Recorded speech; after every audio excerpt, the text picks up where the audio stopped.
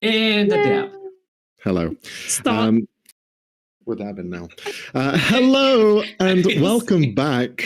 Yeah, I know. I had to help you out there, Marco, because otherwise that would have been on the internet forever with just you. So now it's the both of us. Thank you very much for joining us. This is Rolex Play. We roll dice and play games. I did that slightly wrong, but hey ho, doesn't matter. You've joined us for A Pirate's Plight, the final part of our 3-part mini campaign, mini little sessions that we've been doing for the Friday slot in Rolex Play. I'm joined here with everyone present. Oh, it's this side again. Hello, everyone. Hello, hello. We have Robbie, Marco, and Leonie. We are all here to see what will happen in the final of this story. I don't even know what's going to happen, guys. And I'm the DM. Jokes. I've written it all, and it's railroady as fuck. But nice. Here we are. We like a little story, so let's continue it. So, before we begin, I'll give us a little recap because it's been a while. It's been a while since we played. If you're watching this on the VOD, it's just like yesterday. You clicked on the next episode. But for us, it's been a few weeks. So, to get us back into the swing of things, our seafaring explorers were caught in a terrible storm, wreaking havoc on all types of damage aboard their ship. But they weren't the only ones caught in this storm, however. Chased by a pirate ship called the Hull Smasher, the party narrowly avoided catastrophic damage to their ship, evading the pirates. During their escape, however, they spotted a large sea creature in the throes of destroying that same pirate ship that once chased them. In checking for damage to their hull, the crew found a fossilized creature, otherworldly, you could say, an alien, you could say, but fish-like. They had uncovered, it was almost like crusted in by heavy sediment and rock, but upon interacting with it, they had awoke it up. It became no longer dormant and went into a frenzy, biting one of the crew members, Skippy, in the process. Drawn to the ship, the large sea creature made a straight line to them. But the party were able to stop it from encroaching any further, stopping the danger from continuing. In fact, they even threw the fossilized piranha fish thing into its mouth. So it had a nice little meal. Enough to cause the creature to leave them alone. So they were no longer bothered by them. However, the storm still showed no mercy, with most of the crew being pushed overboard by a large wave. Luckily, though, all of them were rescued, and together they rowed their way to a string of islands in the distance. As they now descend into the waters equipped with full kind of underwater gear, there is a clear divide in the group. Those willing to uncover the secrets of the Goral at any opportunity, and those knowing that is the risk truly worth it? Will they even find anything down there? So the party's kind of split at the moment. But with that recap kind of giving us an idea of where we were, let me introduce you to the scene we're in currently. The bubbles surround your head. They are omnipresent, and they have been fixated by the equipment that you wear around your neck.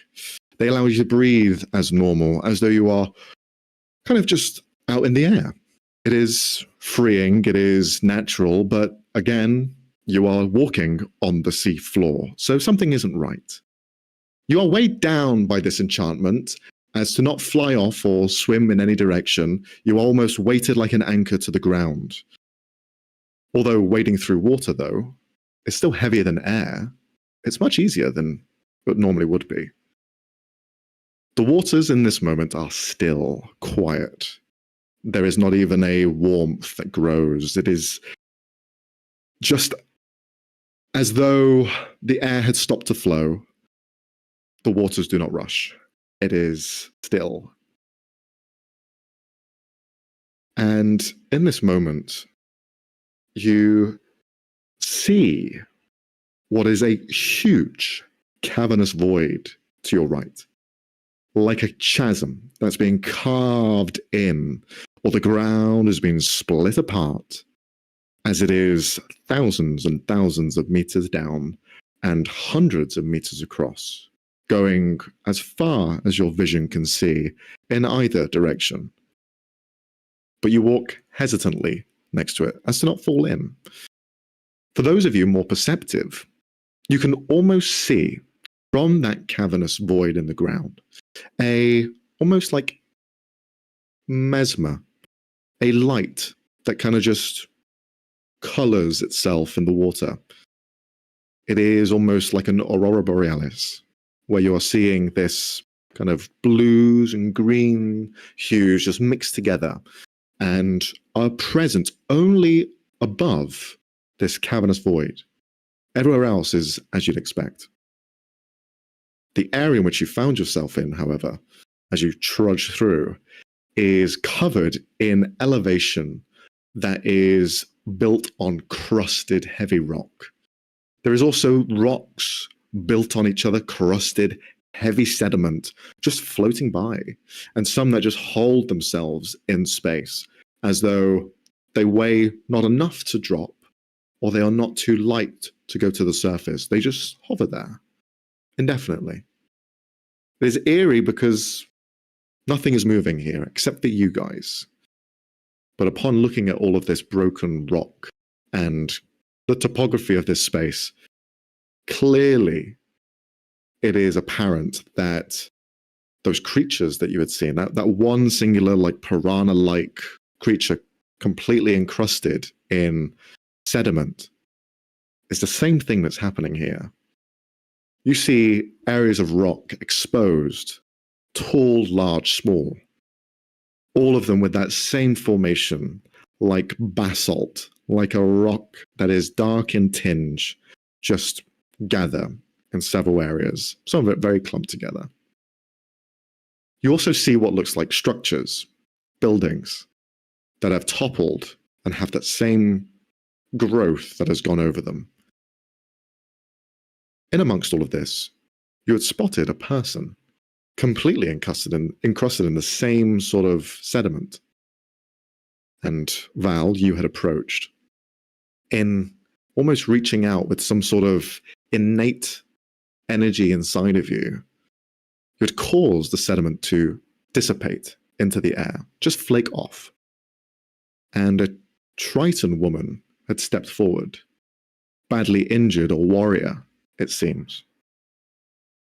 The rest of you, standing idly by as you watch hesitantly as Val approaches, you see this Triton woman fall forward, the blade stretch outwards, and place against Val's neck. You see her eyes are slightly kind of dazed. She's kind of, pupils are dilated to where she is just kind of looking around very quickly and not really knowing of what's going on. But Val, the blade is placed against your neck, and this blade is beautiful. It's long, it's a long sword, but it is sharp, deadly. One pull and it might nick an artery or something. So you see she's kind of holding it straight at you. And then she just kind of waits there, not saying anything yet, but just holding it in front of you. Is there anything you wish to do? Do I see that she is wounded? You can see that she's gone through something harrowing. There are cuts across her body. There are bite marks. There are kind of elements of perforation against her skin. None of it's bleeding. All of the elements that have been cut or broken, she's missing her left arm in particular. And you can see that where the stump would be, jagged rock has continued to just stay there. Any of the exposed flesh that would be present, you see that same sediment that covered her body and almost petrified her from the day she had gone into this state to now, as if preserved by time.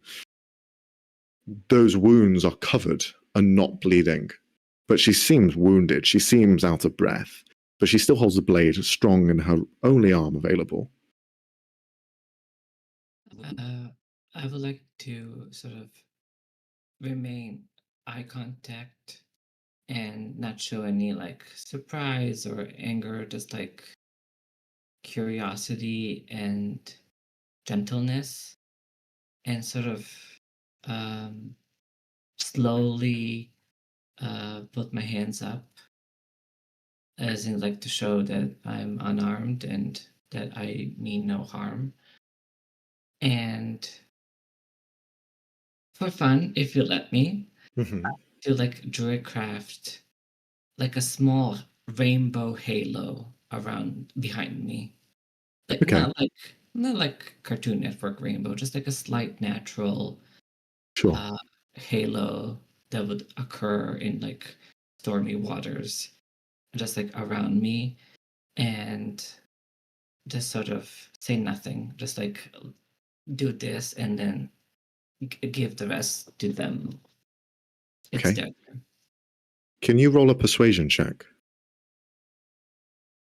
So it'll be a d20 plus your charisma and proficiency in, if you are proficient in. Nothing. Okay. So just So, charisma. okay, so that's 16, 14 plus 2. 16. Okay. You do as you explain, and you see, as you're reaching out your hands to try and like calm her down to show that you're not aggressive or an enemy, you see that she kind of like flinches seeing your hand, and she just kind of like pulls back, the blade no longer kind of at your throat but kind of slightly idle to the side. She's just kind of still, her eyes are like glazed, but they're trying to focus now, and she holds the blade out still curious and worried. What are the rest of you doing as Val is currently in this position? Pull knife out, look to Sasha for approval to stab. One hand sort of holding back Happy, just going, no, not yet. And the other hand, but also reaching for the spell book and being prepared just in case. Like, that's a knife essentially at Val's throat. So a bit cautious, but not actively intervening, but staring intently. Yeah, sure. The two of you prepare yourselves. Can the two of you just roll perception checks as well? Yeah, of course. Yes. I'm just that's like an 8. putting out a vibe, like I know what Happy's about to do. Don't do it. Don't. 14. 14. Okay. You know when you tell a cat not to do something and their eyes grow big and tail starts. Yeah. You spot something glow from Yulara. You see the talisman which she kind of carries, this relic of the Goral. You see it has a faint red glow to it, which no one else seems to notice, but you do, Happy. Ew. Does it look like she's ready to attack too, or? Yulara? Yeah. No, she seems curious as well. She's kind of like taken a step back. The other investors, they are kind of looking very quizzically, and you can definitely tell that they are interested in seeing what happens next. Probably through research more than anything else, to see how they would react to this. So if there is anything you wish to do knowing that, let me know. If he could, he would steal the damn thing again. Do it. Does she seem to be paying attention to her shiny thingy? With your perception check, you sense that she's not noticed the glowing, but she certainly still has it on her, so she'll probably notice if you get any closer. Dang it. But she is looking focused. At the lady with the, yeah, exactly. He's gonna try, because he's being like pushed back and not let to do stabby stab. He's gonna do grabby grab and try to grab the thing. Okay, then a sleight of hand check, please. Yes. Is that a spell? Do I notice them doing this? Yes. There's knifey knife and a grabby grab. That would be a 17. 17, okay. Yes. Let's see. I don't know shit. She rolled a natural 18. Under You go over to grab the glowing amulet, and you see that Yulara kind of like stops you, grabs your hand as you have it in your palm.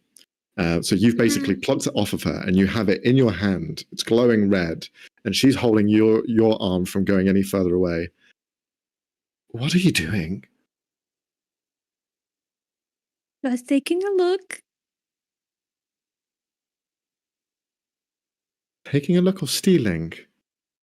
It was glowing, and I just went to take a look. As this is going on, Val, you hear from the Triton just say, This is all. You should have never come. Why are you here? We're looking for a place. I think you're from. She kind of like wipes her eyes. You see there's frustration as she looks at you. The calmness that you try to portray, you see even in her kind of like hazed vision, she sees something else in you. And you see it sparks anger. You already found it. And you laid it a mess. Look at all of this. And she gestures around. You brought this! And she'll pull the blade out and she'll strike towards you. As she strikes towards you, Happy, you feel a motion in your hand. The sphere that you carry is trying to leave your grip. Okay. To where? Towards the Triton? Yes. Can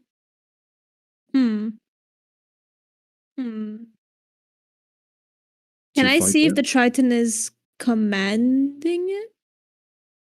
It's a very quick sort of like split second. Only because you're holding it, you feel the pull. So inside of Happy's head, he's gonna look at Yulara. He's gonna grin. Okay, I give it back. I let go, and he lets go of the thing. So the sphere just flies out of your grasp. No! And she just like reaches out, try and grab it, but she misses. You watch Val, the blade comes towards you with a killing blow, and you have a few moments that flash by where you see things that don't really make sense in your head, but they feel natural, they feel normal.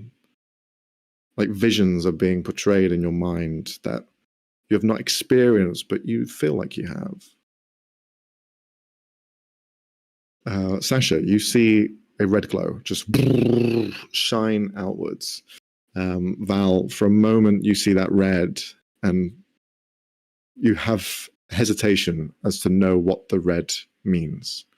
It is just calm in this moment. You feel a warmth. And for those of you standing aside, you see the orb has intersected the blade, stopped it from hitting against Val, and has in fact shown a small image, a momentary image, a flash. Happy, Sasha, two of you, if you could please roll a investigation check. What the frick? What is happening? Investigation. Oh, unnatural 20. Nice. 24. Oh, good. Okay. Nice. The two of you see the red light form into a almost spirit, a physical form that resembles a humanoid, it seems. Someone who is let's see, I just want to make sure that I do it right, because I didn't expect you guys to roll high enough. Wow, so much faith in it. Hey, look, it's a 20 DC, so. I have a +6 investigation. I have a +1. If I'm you just messing. You notice that the form appears as a male Triton who intercedes the attack, and instead of Val taking it to the neck, they do instead, but the blade stops completely against it. You sense that there is a moment of reflection, a moment of understanding from the female Triton, the warrior. She looks at this red spirit that presents itself in a flash, and she's the one that stops herself from hitting further, the blade just narrowly touching the edge of this spirit. Val, you see this figure just in a flash, and something deep inside of you is warm, is calmed, and it's hard to put down into words what this feeling is, but you can see it's almost symbiotic with this spirit.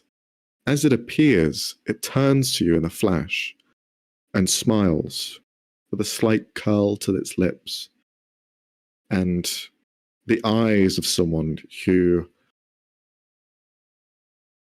has almost forgotten what a person looks like, a loved one looks like.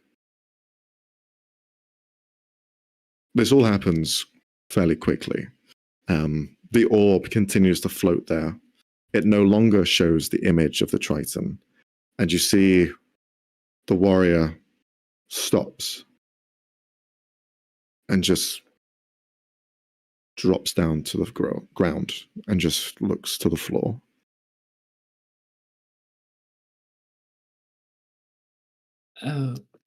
Where is the device now? Floating in front of you.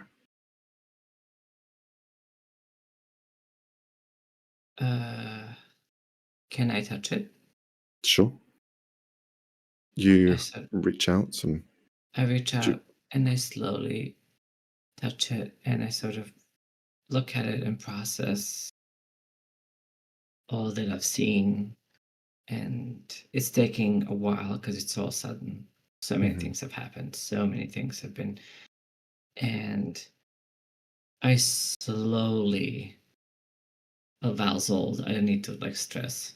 She she does everything slow. I slowly sink and sort of to stay at the eye level of the female Triton. And I sort of I open both of my palms and slowly hand her the device.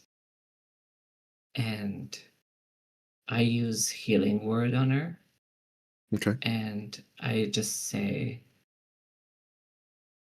I'm not quite sure what's happening here. All I see and understand are emotions. And I'm so sorry. And I sort of give it to her. You see that moment of red that had transpired has almost cleared her vision now, and she sees clearly. Her pupils are no longer dilated as they were before, and as you present your hands and she kind of looks up after hearing the soothed sounds from the healing word.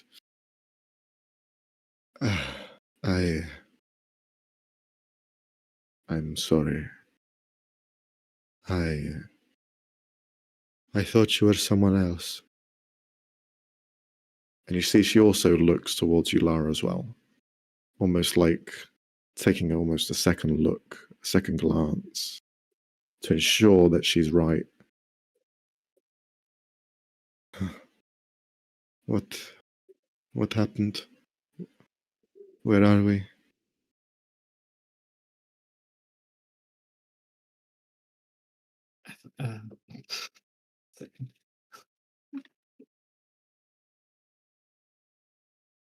Refers to notes. Water. We're in water. We're in ocean. Somewhere in the ocean. We call this place the Staten Archipelago. I don't know if that's how you call it, but we are a party looking for a city of Garal,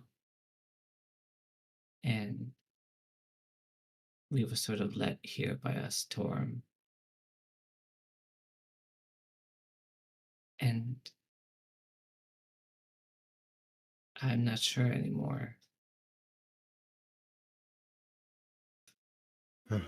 what are we even looking for? Because all we've seen thus far is just ruin and pain and strange artifacts. I sort of looked down at and it was like this one. This is no artifact. This is a soul stone, and it holds a very dear person. Karewa. It looks as though many things have changed. We have failed. Fathomless Can you- trench.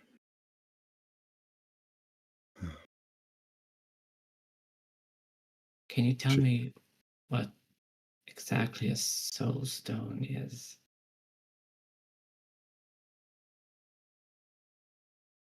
It is our people. It is us.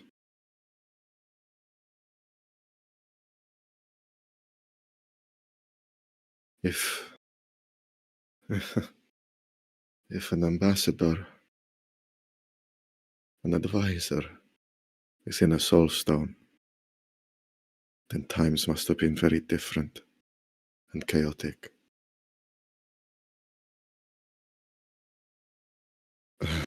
She starts to get up and swims in the air. Not too far from you, but just off the ground. You see she struggles slightly with kind of hindered movement. As that conversation is happening, by the way, Sasha has whipped out writing-proof equipment and is just painstakingly writing down every single word. They're literally just like, this is gold. Al almost died. A big kind of struggles out of Laura's grip. She lets you go. Sticks his tongue out to her and then walks over to Val. Right. Well, it is nice to meet you, but what is your name? My name is Val, and I study. Wait, why are you laughing? Did I miss something? You're good. Keep going. Yeah. That was your Lara, not the Triton, but you're good. You're good. Oh, okay. Sorry. Rewind a bit. You're good. Keep going. Keep going. I'm Val. And I am Del Marian. I was a warrior for the Geral. I was one of the many that overlooked the fathomless trench and stopped the Petrimaura from growing in numbers. But there was an incident, a great phenomenon that I've never seen before. It was like millions of voices deep in that trench screamed in pain and terror.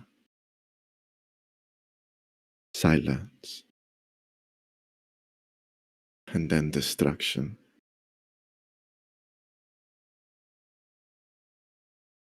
We couldn't stop all of them. And she looks kind of past the trench and in a similar direction in which you're already heading in. Almost reminiscing. There's nothing in view, but she clearly knows where she is and she knows where things are. I only hope that the king was able to stop it.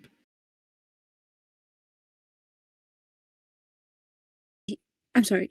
You were guarding something, protecting it from growing stronger or growing further. What did you say? What was its name? Can you spell it for me? The Fathomless Trench. Mm-hmm. We have been safeguarding it for generations. It has constantly been growing, and since I've last seen it, it is bigger. It is wider. You're telling me that thing, and Sasha points at the trench, it's growing as it is moving? That's concerning. Can we leave now?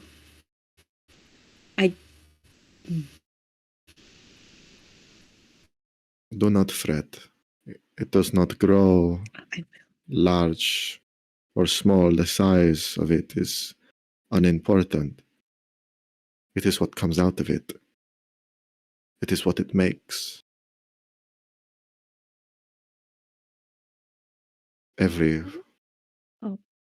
cycle, there is a disturbance. It opens, and monstrosities flood out. The Petri Maura. Okay. Right. How do you spell that? P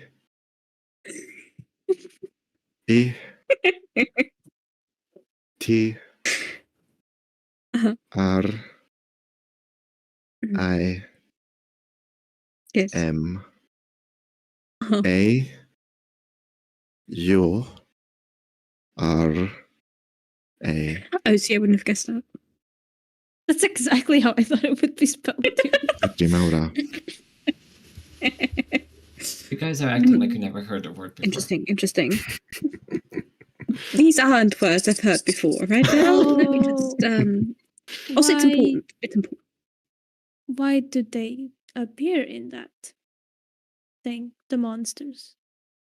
Yes, and how long is the cycle? It comes and goes as the waves choose. The land growls and things emerge. Like an earthquake?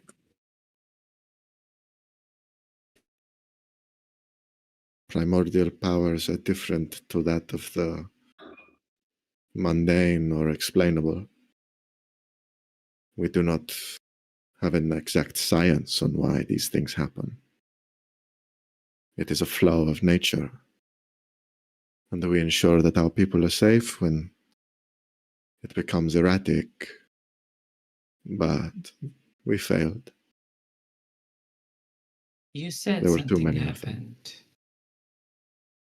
Something that changed everything. Do you remember? She kind of like shakes her head for a moment. It was as if it was yesterday for me.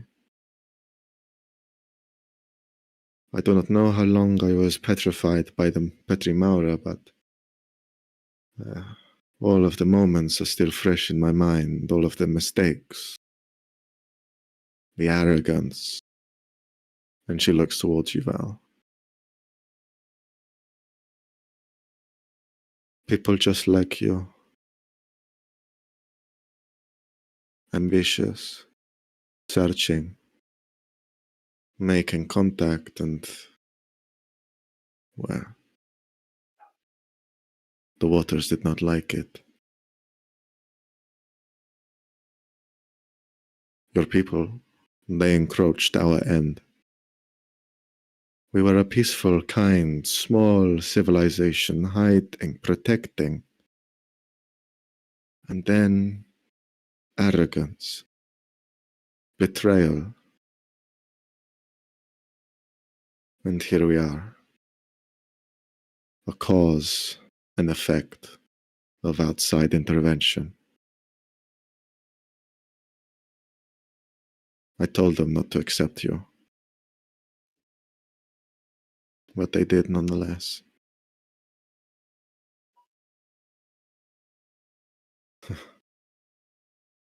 She keeps staring. Sasha just writes down colonization, underlines it 3 times. You, all of you can see there's certainly a vibe that this Triton is having towards both Val and Ulara specifically. there is just like daggers in her direction. I haven't really paid much attention to the rest of you. They've mostly been focused on them two. Is it my kind or someone that looks very much like us? So I don't like, I go straight for the like, I noticed that she's looking at us differently. And it's like, and see, so I show my disbelief at incapability to process all these new information and new emotions. So I was just like,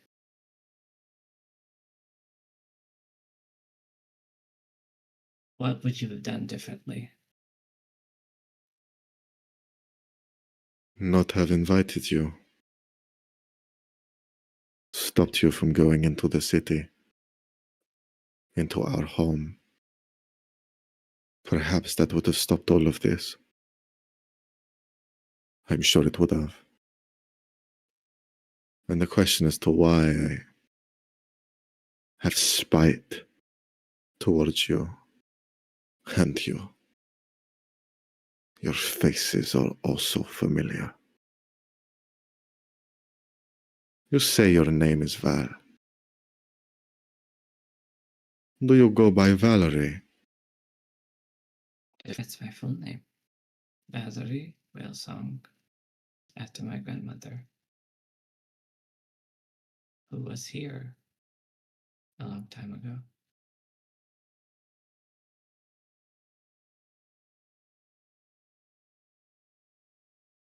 So you escaped while the rest of my nation fell.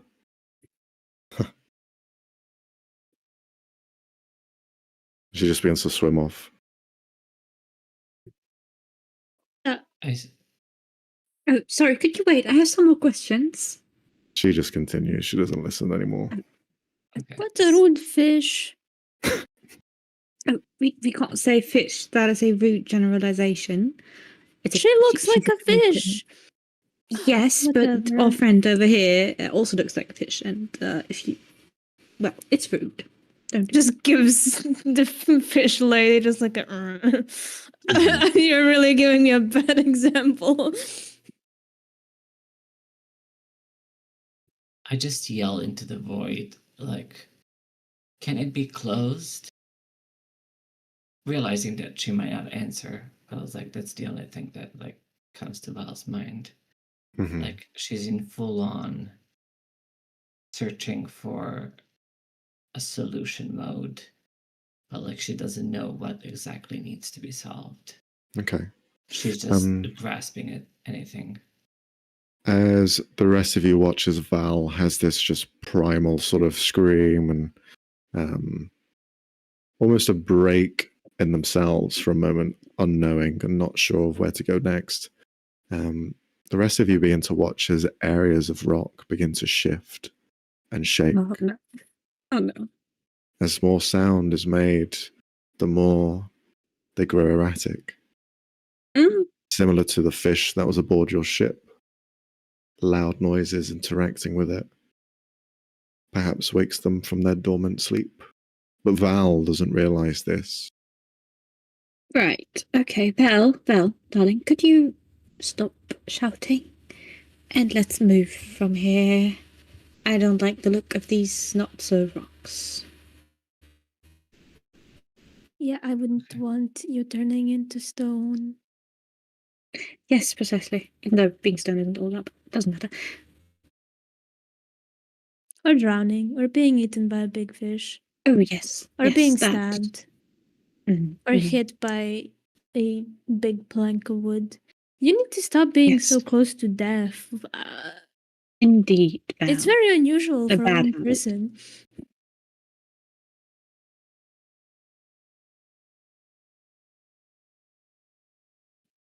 Let's go back then.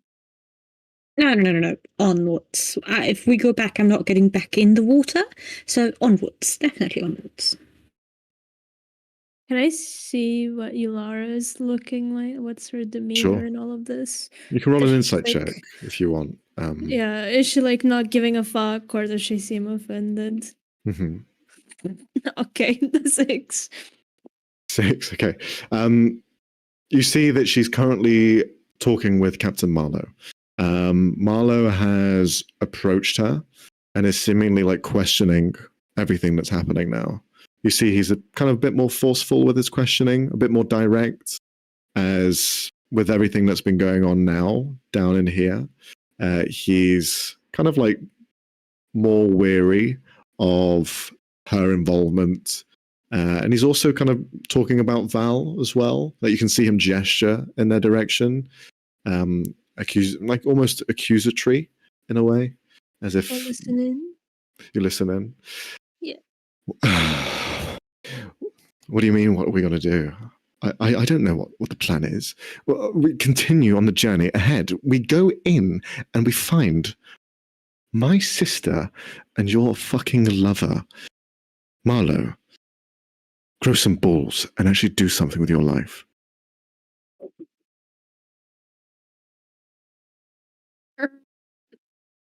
Can Happy, in quotation marks, on accident, step on her foot?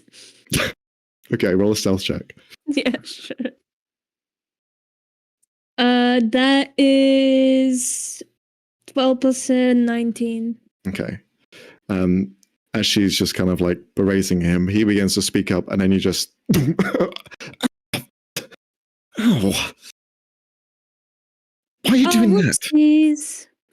So hard to see in the water. My eyes are not made for this. Fair point. Ow. Well, can we continue now? Like, our source of information swam away from us, and she's much quicker than we are, so... But how far do we go? It's cool. Lara. I just sort of turned to her. I was like, what's your You have opinion? some What do you do? explaining to do. Explaining. I'm on the same boat as the rest of you. I don't know what's going on, right? I don't know. I've never met that woman. Supposedly, we have history here, Val. I didn't know about this. Clearly, I mean, well, perhaps it's clearly my your sister sister, did. not you. Yeah.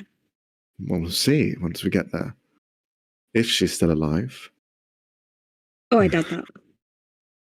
Well, that's reassuring. As for where we're going, I assume we should follow where the Triton had went. She looked like she was heading back to her home. And that's our journey anyway. Look, and I understand if there may be some doubts in all of this. Look at where we are. It's a hellscape. I don't think that I like being here. I hate the water. I'm here for choice. I choose to be here. I want to uncover my past. I want to find my sister. If some of you aren't on board, you can leave if you wish. I know where I'm going, wherever she is.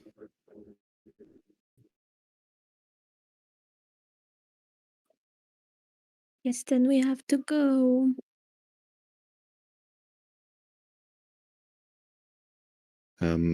At this point, you also see some hesitation from Lark, the turtle.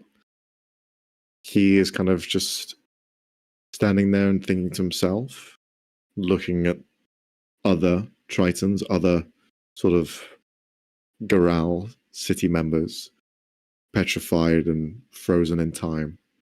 And you see him just kind of contemplate that for a moment.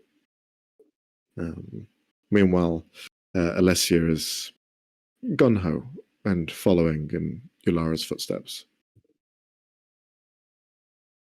But the rest of you continue? Yes. Yeah. Yes. As we're walking, Happy's gonna kind of try to walk next to Yara and get her not out of like full earshot of everyone, but just like hinting that he wants to speak with her. Okay. As you begin to leave this space and continue in your journey, Can I just do one thing? Yeah, go for it. Can I the trench is there. Yes. And we're sort of moving away from it. You will be, yes. Can I sort of just approach the very edge of the trench? Sure. And just do an Arcana check. Go for it. Or history check or nature check, but you can do any of those, whichever you choose.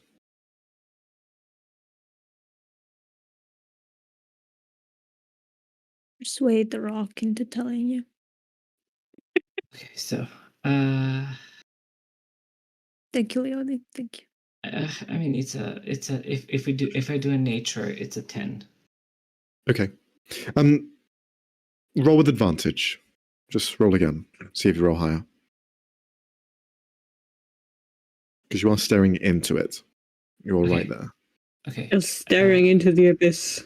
Yeah. Okay. A 17 on nature. 17? Okay. You feel almost the world's lungs in this trench. You feel like the lungs of the Earth's crust is split in two here. And that cycle is almost in your mind reminiscent of breathing, as though someone were to breathe and kind of... Because this trench is so deep and so harsh in how it looks, it is clean cut, but it is a gash, a wound in the world.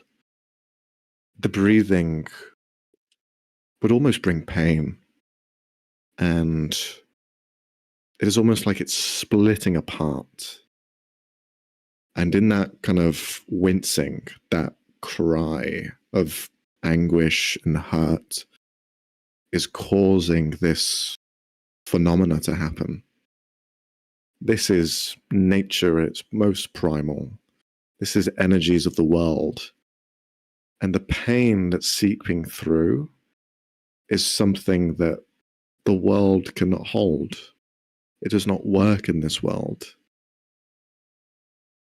From a magical standpoint, this is as though the world is splitting and something else is crawling out. Or at least something beyond is staring through. This is planar magic.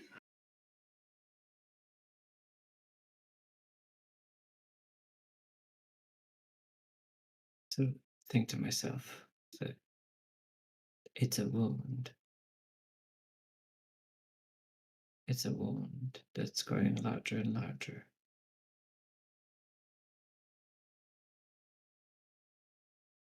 Val, and pain. You feel the talisman float up beside you and just hover next to you, glowing a very faint red.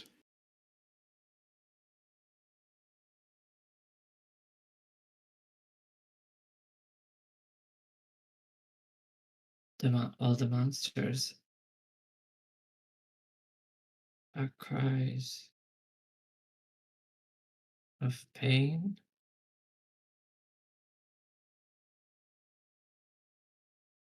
Shared with the world. And I look at the talisman, I was like, is there anything to be done?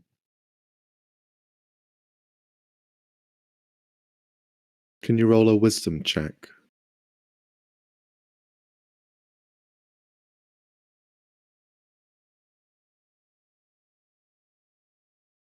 An 8. An 8. This is, unfortunately, the natural order of how the world has gone. Many factors could be attributed to this. Intervention, pollution, hurting the world, and the world bleeds, and thus fights back. There are different interpretations for how this could be, and your mind can't comprehend them, but you have this almost sensation that eventually the world will heal, although it might take time. And it will probably far surpass your life period. This is something for generations to come to deal with and try and fix, alter, return. If not, who knows what will happen. But the sphere, the talisman, floats beside you. And in it, you feel the hope. It's warm. It almost has a feeling of its own. You'd seen something inside of it. It is referred to as a soul stone. There is someone there, deep within.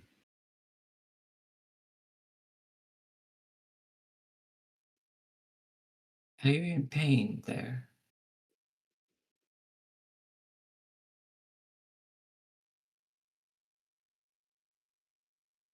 Doesn't react. Doesn't say anything. No images appear.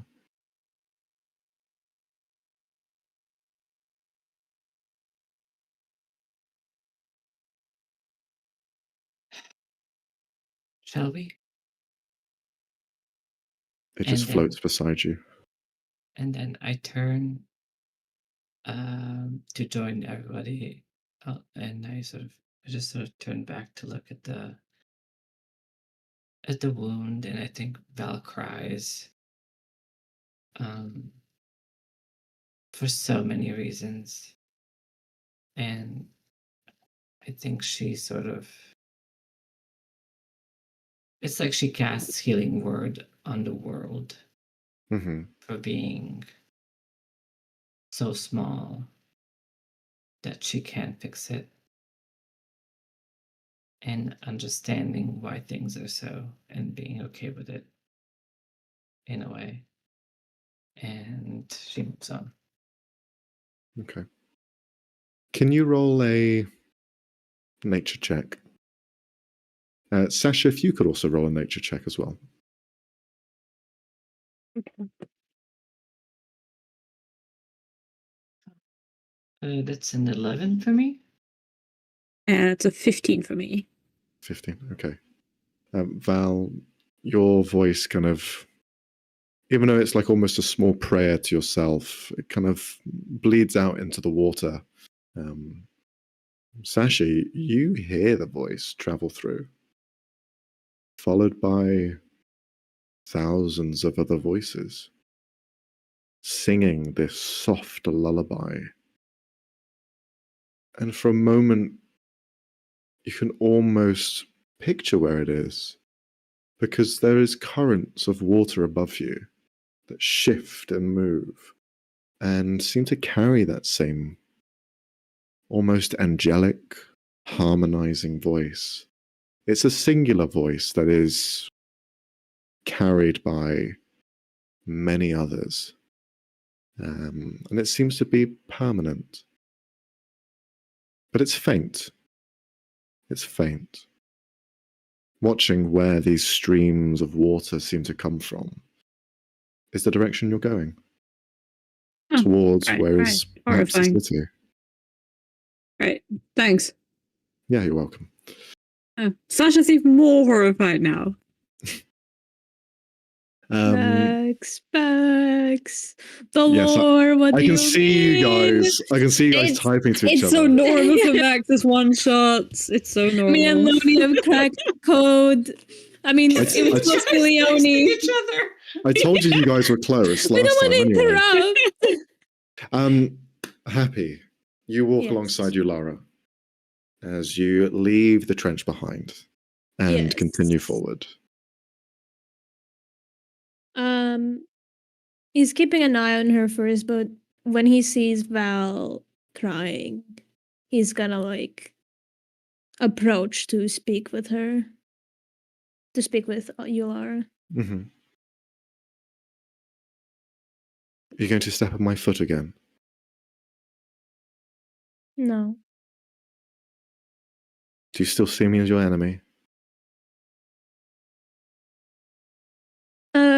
As she says that, there's almost like a moment of temporary sanity for Happy as he looks at her, and his eyes are like, they're usually like a little bit dilated, but now they're just complete slits, very thin.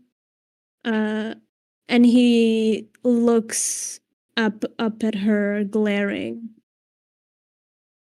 You're not my friend. I don't think you want to be. But Val and Sasha are. I don't care for your goal. I will help you because that's what Val wants. But if you do anything that will jeopardize their safety, that will get them hurt to accomplish your goal,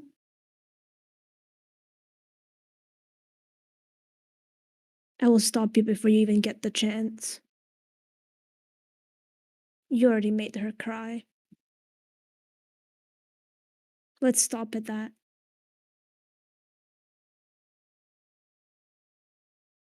She'll lean into you. That's the most earnest you've ever been. And you have my permission to kill me.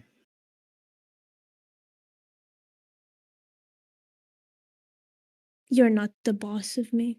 I don't need your permission. I only answer to Val and to the captain.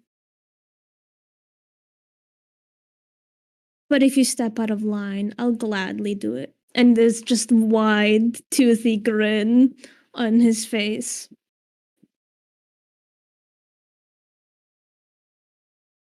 Anyways, off to find the fish lady. Eyes back to normal. Skips forward to Val. You notice amongst that conversation that Alyssa was listening intently. She definitely seems to be some sort of guard to Yulara. Even though Lark is probably the more intimidating figure because he is large and he's carried a lot of things, he's strong. It is certainly Alyssa who has the more almost deadly look that you can instantly tell. It's kind of dead in the eyes as she just kind of listens and watches. But she just follows your gaze as you head back and continues forward, staring ahead. Sasha, is there anything you wish to do before we get to the next part? Turn around. No, okay. Okay. Well, sort of, but no. Probably just think about the terms that they just learned, the words that the Triton used, especially the fathomless bit. Like they're just like, can I connect this verb with anything is used in any other mythology, anything of that, anything that I've read about? Roll a history check. I'll give you advantage since you know I am good at keywords and things. Ooh, advantage. The first one was a 10, not too good. Second one was worse, so it's a 16 in total. 16, okay. From what you've seen, from what you've heard, it is not unusual for places in the world to break. Breaking and bleeding into something else is fairly commonplace. It has been for a long time. Ever since the two comets, Evelyn and Vendar, clashed in the sky, it tore holes throughout the world, which meant the planes were colliding into one another. This is similarly no different.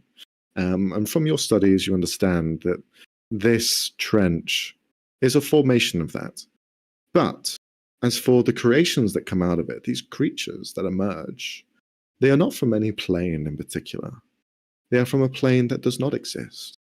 From one that you've read about and learnt and studied, because it is a phenomenon that no one can truly understand. It is referred to as a plane between planes. It is referred to as the mislaid Molium. A place where all things get forgotten. I knew it! I fucking knew it! This bullshit! How do you spell that? So it's mislaid, as the word intends. And then the next word is mullion, which is Mullion.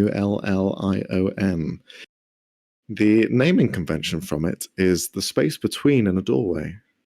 It is the gap.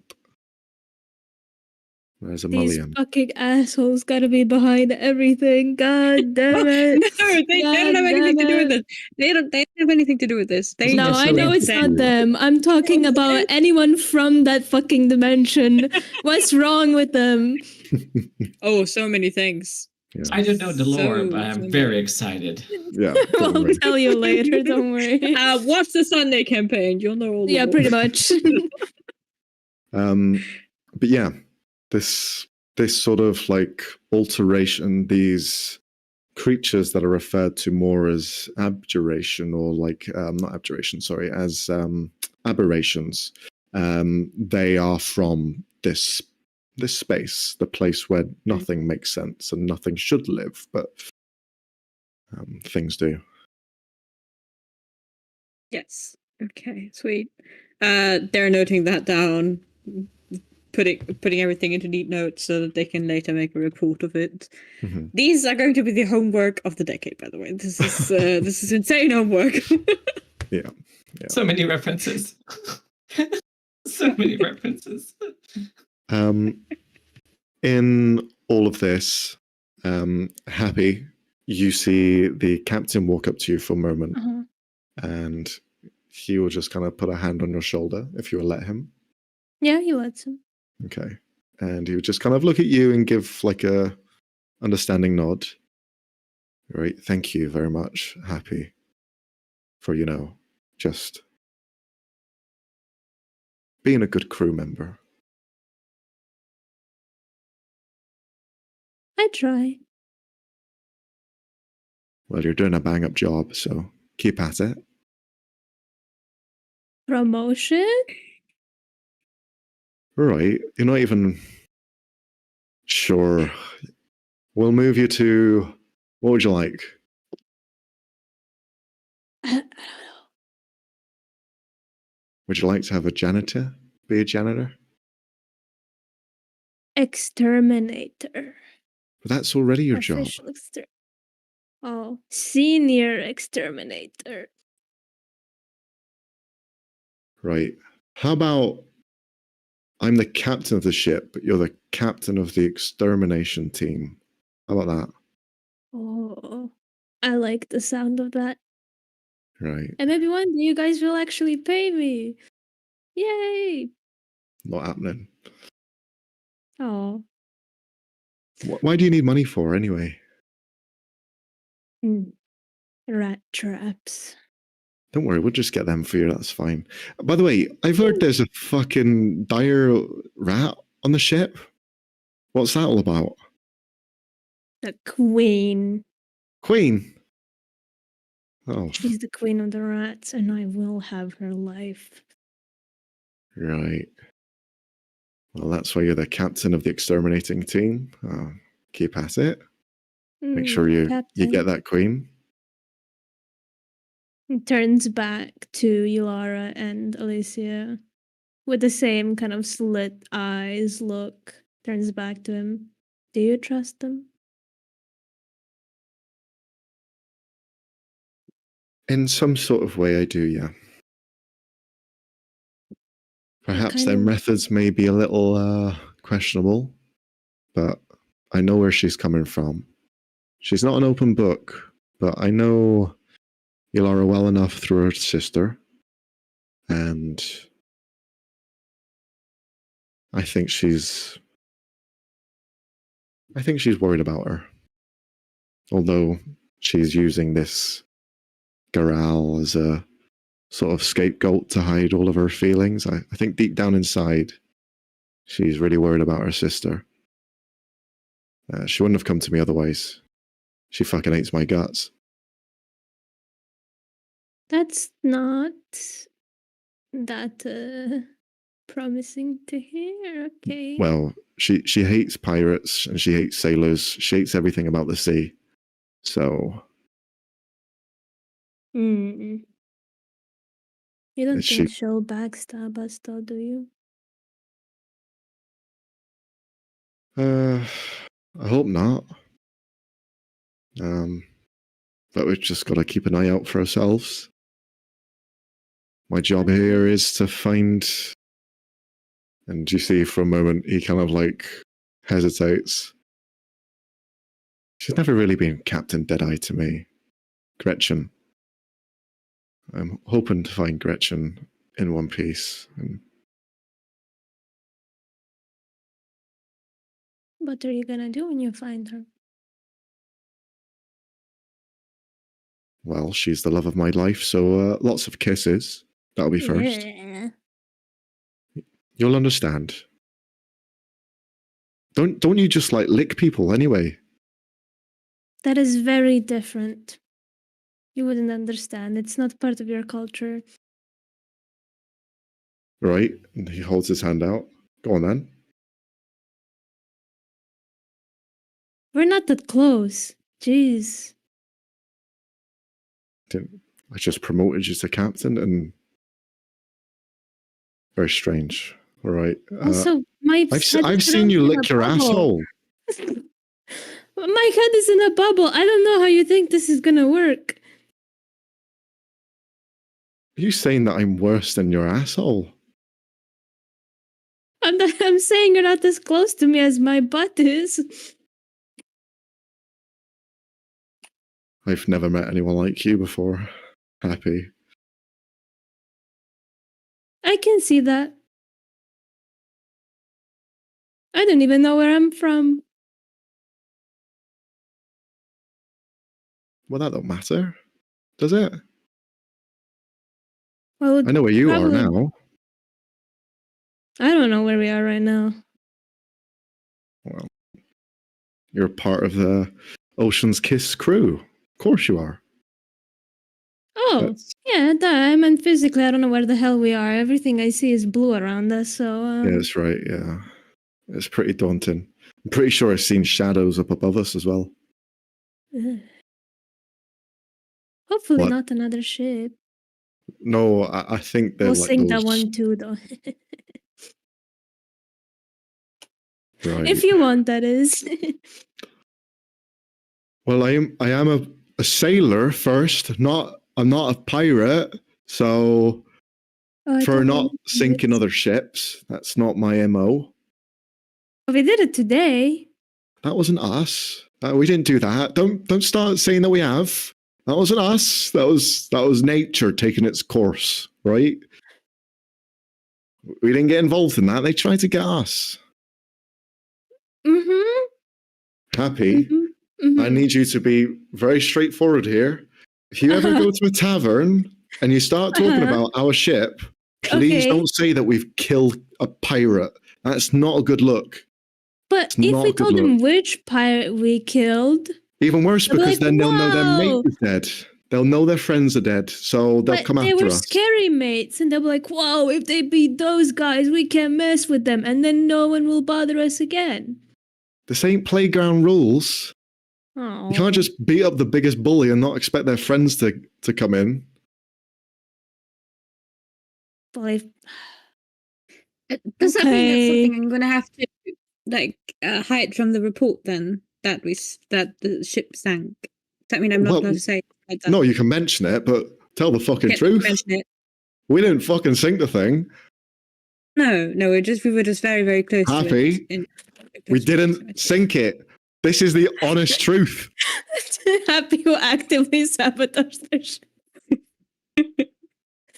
Wait, did you have something to do with their ship sinking?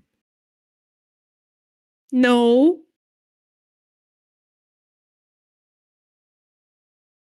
I've No. blanked that from my memory. That's gone. That's on the waves that's now. forever written down. It's permanent. He rips out the page in your book. I think she meant that my no is permanent. Okay, give this back. That's important. He hands it back. Give that back. Okay. I don't want any trouble with no pirate council, right? So leave that out, please. Okay. Don't ever do that again. Oh God. Oh God. Sasha's just carefully piecing it back together. Don't worry, I'll buy you a new one. It's fine. Happy's gonna try to bring Val into the conversation to cheer her up. I was about to approach slowly and be like, "Captain's carrying the scientists again, are we?" It's my charm. Have you guys ever seen anyone who looks like me? I have. Well, not any of your kind that were quite like you. I've met some Tabaxi, but you're a particular case.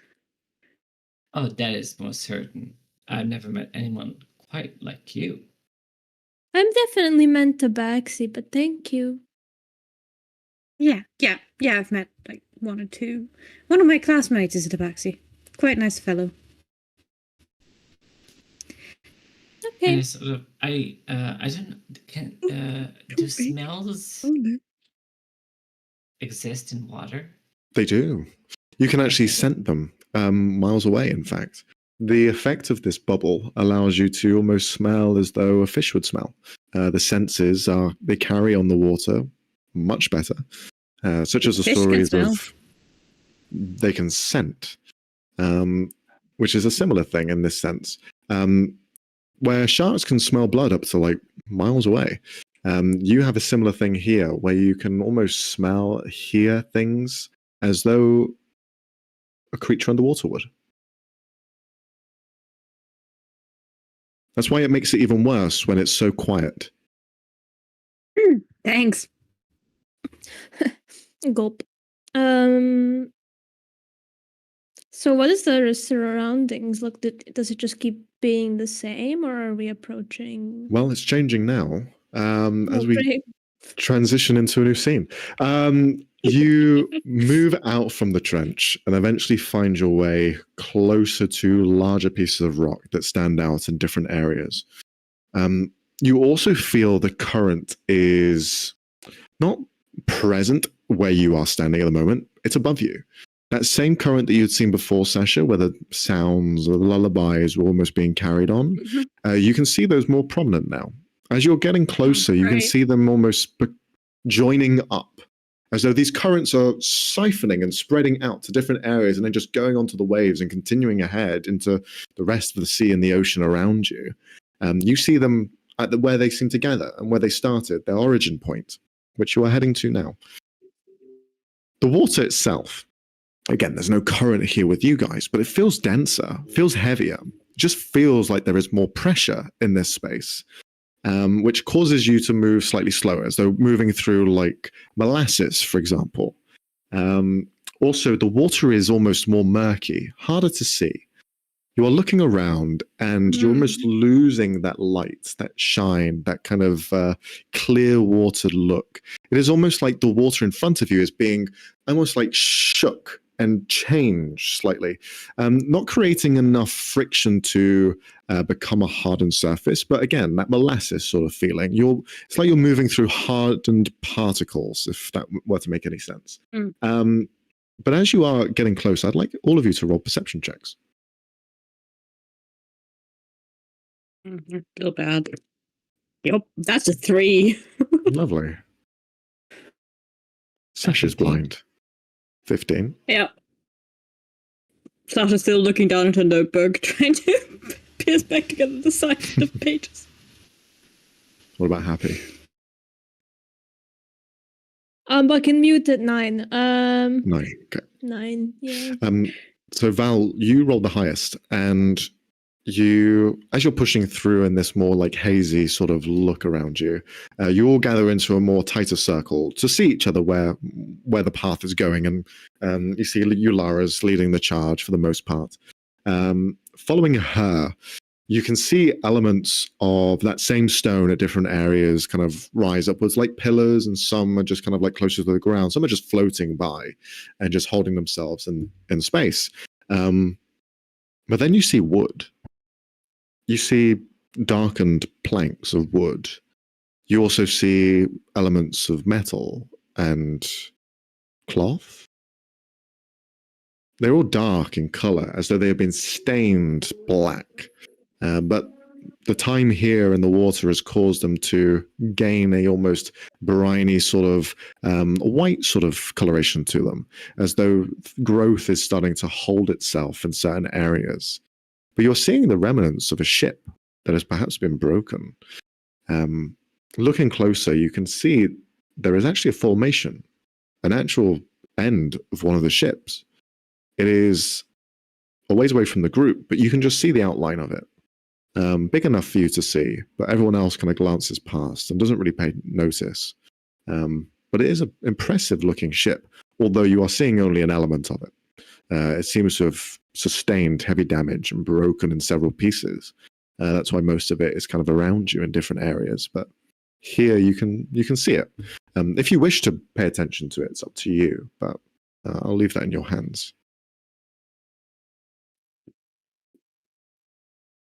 I sort of ask, does anybody else see that? And I point towards the, what did you say? Like the end like a broken, yeah. It's the side hull. We'll say it's the hull. Yeah. Everyone hears Val say that. Immediately, you see Yulara kind of turn her head. What is it you see? What is it? Is it something moving? No, not moving. It's a shipwreck, I think. And I druid craft like a tiny little orb of light, and I send it to where the hull is. Okay. You push it over in the direction. Yulara approaches to get a closer look alongside you. As the lights kind of gather, almost like fairy dust, they touch different elements of the wood, and you can see parts of it now on full display. Something that you didn't see before, though, in the water itself, around this shipwreck, is skeletal bodies. Bodies that have decayed over time and have just become skeletons. Some of them just loose and floating around, almost like a still shot, like time has stopped, a moment just frozen there. Bones, femurs, rib cages, skulls just floating in space in different elements and just holding there. Some of them wearing clothing. You see a skull with a hat still on, a very pirate-looking hat, I mind you. Most of the clothing that they seem to wear is adorned in the black sort of coloration. Seems to be almost like an outfit, a kind of symbol of who they were. As the lights continue to fade in, you see what looks like the name of the ship just kind of floating idly by the bottom. You see the Raven Scythe. In the history books, this was known as Captain Deadeye's ship. Oh, that's what I feared. You see Yulara instantly run in to the shipwreck. She rushes in full speed. You see Captain Marlowe also follow suit. The two of them just begin to look around as fast as they can to see what they can. Can I do a perception? Like investigation? Yeah, sure. Whoever wishes to can help out. You may roll a perception or investigation if you are getting closer. Anything specific? I'm just looking around. Yeah. Yeah. Sasha is so reluctantly, specifically looking through the rest of the corpses, well, the skeletons. Yes. With a 16 investigation. In perception. 18, 11, and Sasha? 16 investigation. 16? Okay. You all kind of pick up on pieces here and there. It's clear that the ship had been destroyed on the surface, unsure of how the damage was made, because you are only seeing a fraction of the ship. You can't see the full extent of what the damage was. But you can clearly see that the sediment, the dust that's settled, has been a while. The ship has been here for 5 years at least. As long as the stories tell of Captain Deadeye, it seems as when the day that she did go missing, the ship was probably maybe a week after, sunk and landed here. So she had found her way to Goral, but perhaps she didn't make it too far. Looking around further for Happy and Sasha, you can see the kind of accoutrement, the weaponry, the kind of clothing that these sailors had, these pirates, all very pristine, all very well kept. And they themselves had the nickname Deathstalkers. That was the name of the kind of crew members of the Raven's Scythe. And you can kind of see that in their armor. It's well presented, it's enchanted to some degree, and you can also see a couple of them had the same equipment that you guys have as well. You see the same sort of bubble, the neck breather that you have, brought alongside. Some of them are broken on these pirates. Some of them are just floating by, idle. It gives you the sense that they knew what they were doing. That the Captain Deadeye, probably knew that the city was underwater all along, and became prepared. But unfortunately, the ship didn't make it out. But what I will say, the effects of these kind of equipment that you wear to go underwater, it leaves a heavy kind of weight on you, so you don't float away. That's handy for finding foot tracks and footsteps. You see there are footsteps that leave this. It's hard to tell how many people, but it's more than 3. And they are leading away from the crash site and seemingly never return. They head to another direction, the direction in which you were previously going. So there were survivors, and they went somewhere. Nice. You see Ulara is just kind of looking around. I don't see her. I don't know where. Happy waves them over her and the captain. 2 of them kind of walk over hesitantly. What is it? What did you find? Points to floor at the footprints. Footprints. Someone survived. They're not ours. There's still a chance then. Okay, well, let's continue. You see, she just kind of begins to follow the tracks. The captain stays alongside the 2 of you as you begin to leave the ship. Unless there is anything else you wish to do here. Is there any signs of any creature attack, anything, like any mark, anything on the ship? You can roll a survival check. Sure thing. That is a 7. 7. You are looking around, and it's hard to tell.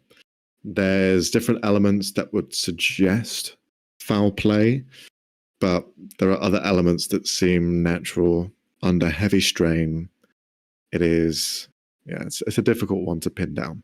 You're kind of wrapping your head around, and but one thing you do find out is there's no treasure on board. No treasure on board. There's no sort of like gold or treasure chests. This ship, as far as it seems now, was prepared, built, and equipped to go on this singular mission. There's nothing else. There's no plundering that was done on the way, or nothing. Just kind of mumbles to himself, "Man, this is the lamest treasure hunt ever." Picks the ground a little. Yep. Very true.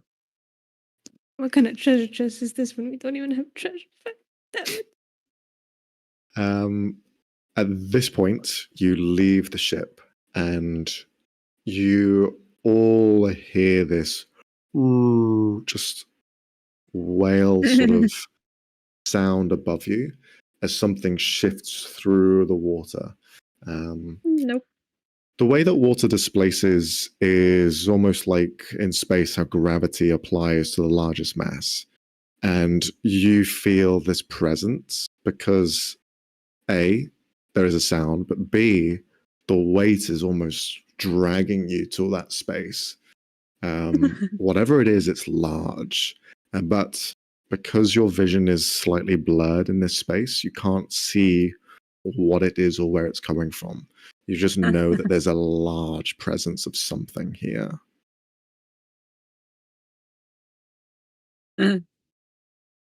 Great. Bonus action, piss my pants? No, I'm kidding. Piss my pants. It floats in the water. Now there's a yellow stain in the way. Excellent. Roll initiative. Yeah. No. Why are you like this? That was a joke. That was a joke. Can I, just as a precaution, in case it relies on its sight, which I doubt, but just as a precaution, slightly mess with the water above us with minor illusion to make it refract the little light differently so that it doesn't quite. So maybe there's schemes of us, but there's no clear picture of us. Okay. Yeah, you begin to kind of like conjure some sort of illusion above you to stop anyone from seeing through. That works fine. Again, it doesn't approach. It doesn't seem like it's noticed you. Sasha, because you are the one paying attention, can you roll a nature check? Nature, yes, of course. Or that is a 9. 9, okay. It is strange. This creature is present and it's surrounding this space, but it doesn't seem to go any further out or doesn't seem to get any further in. It just seems to be wandering around and perhaps going in even a circular pattern. Perhaps it's going around something. You also feel as though this creature is, as was kind of explained before, of the sea, right? So it has senses that are heightened. It probably has seen you already. Yeah. Probably has sensed you in the water somehow. You're a big group. Doesn't seem to mind. Okay. Oh, it's a chillfish. Cool. Have I seen it? Yeah, Sasha's gonna pass out to the front, just be like, just keep walking. We'll say so, Val. Guys. You can see the shadow of it. You can't see it specifically. Can I do a nature check? Sure, go for it. Yeah, just keep moving. Just keep moving. Doesn't seem to care. Keep moving, please. 14. 14. You get the same thing as Sasha felt, but this time you feel an extra sort of presence, not coming from it, but coming from your talisman that floats beside you. Its red light shines, and it gives you that soothing feeling. And for some reason, you think it gives the fish the same feeling as well. As though this thing is perhaps masking you from it. And perhaps this thing is a warden. Since it is circling something, most likely protecting it. So the magic stone made us pass the wide check. Am I close enough to cast Animal Friendship? It's quite far away. Okay. You can try and get up to it if you want to. No, it's ignoring us. Let's not piss it off. I am guided by the warmth that the talisman is. I'm gonna call him Soul Man, because it's just referring to it as an object is sort of the meaning. So. He's a soul man. He's a soul man. Hi, I'm Soul Goodman. Did you know you have rights? Constitution says you do. Soul Goodman. Not ours. Not at the moment. Not against big fish. The big fish that is currently ignoring us. Let's just move along. I sort of slowly swim. I didn't say slowly. No. Can I stop her? Can I hold her down? Can I not have her do that? Thank you. No. We don't have to meet everyone we come across. We can ignore people. We can exist next to them without interacting. That's true, but that's where we're going. And if that creature is a guardian, we better come as friends. No, yeah, we are, but we don't have to come close to it as friends. We can stay down here while it's up there. Okay. Okay. I see that Sasha is anxious. So I was like, okay, okay. Shall we walk together on? I sort of like grab their hand and sort of like walk together and engage one of those like scientific discussions like what do you think it is, what do you, so try to calm them by academics. That works fabulously. They are immediately way calmer, especially because you're not moving towards the thing, but away from it. Yes. So a baleen whale or a toothed whale, thoughts? Well, I mean, with how weird everything in this place, it's probably something we've never seen before, no species, which typically would get me excited, but not today, not underwater. Could you imagine getting to name one? What would you name it? Not my field of expertise. I'm over history. Like, yeah, not biology is my thing. I'm very bad at naming things. What would you name it? Whale song. You would name it whale and then whale again. No. It is sort of, I'm trying to see what Sasha's humor is, if there is any. No, right. They are not very humorous. They have barely any humor. I'm just like, you would probably ask for its name. That would once again require getting close to it, which no. Val is very intrigued because like it supports her desire to like go up to the whale. No. We can do it when we go back. No. Don't listen to her. We can befriend the whale when we're walking No, back. definitely listen to me. No. Yes, also, we have priorities when we go back. We want to go back to civilization to unparalyze your friend. In case you've forgotten about that, unless meeting a whale is more important. Of course, it's important. Val is like turning away from Happy and like to Sasha, just like. Just death glare at Sasha. What did I say? You're the one to speak about caring about him. Ipske. The captain walks up at this point. Right, can we just continue and hold all of this until later? Yeah, move the narrative. Let's go. I'm gonna move the narrative. Sasha generally confused what they did. As you are following these tracks now, you begin to notice that sound again. It's now more present for all of you. This almost like soft, soothing sort of sound on the water. And I would like each one of you to roll a history check.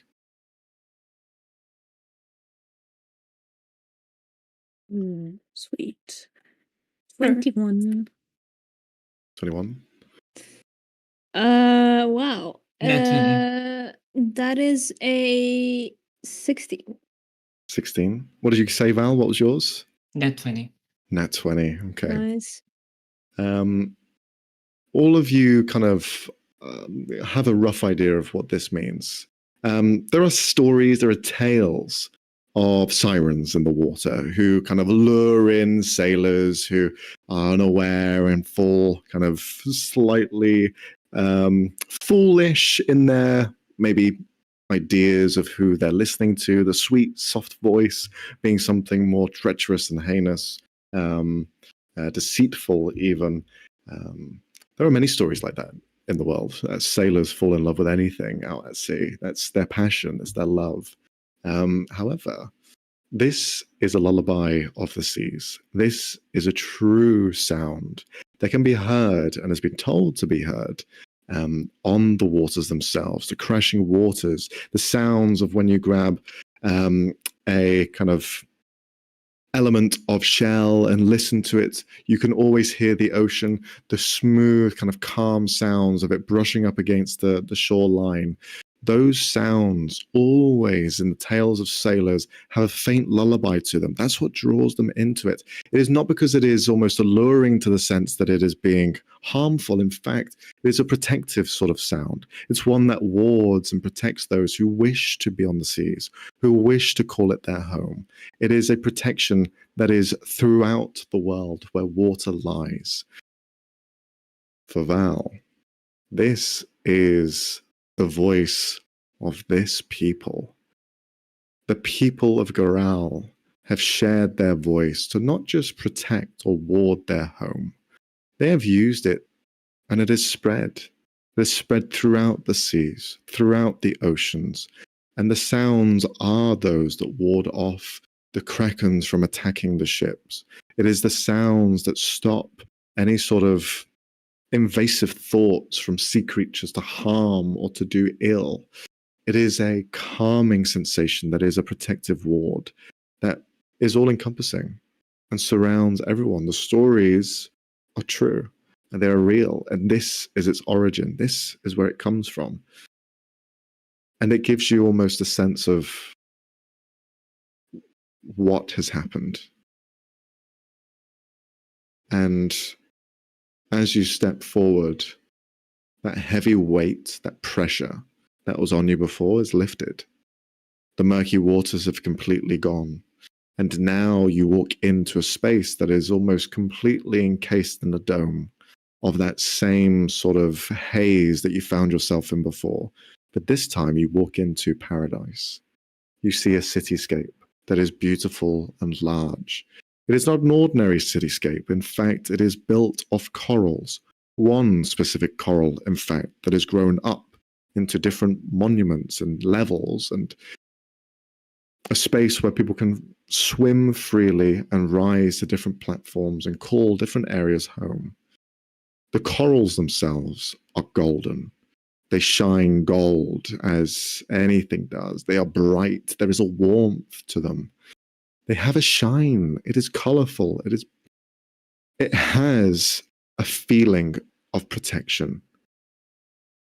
It is like having the sun in the water with you. Warm, inviting. And as soon as you walk into this space, those bubbles unlock.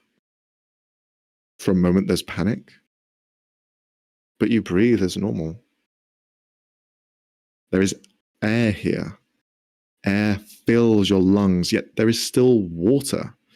It does not make sense how this works. You feel free to float around and swim. But these corals, these golden glows, bring this oxygen to your lungs, fills this space with energy that is unlike anything you've seen. As you are dazzled by the shining, bright, golden corals that are like a tree that is huge, I'd like each one of you to roll a perception or investigation check. Oh boy. Decent. 15. 14. And Perception or investigation, either one.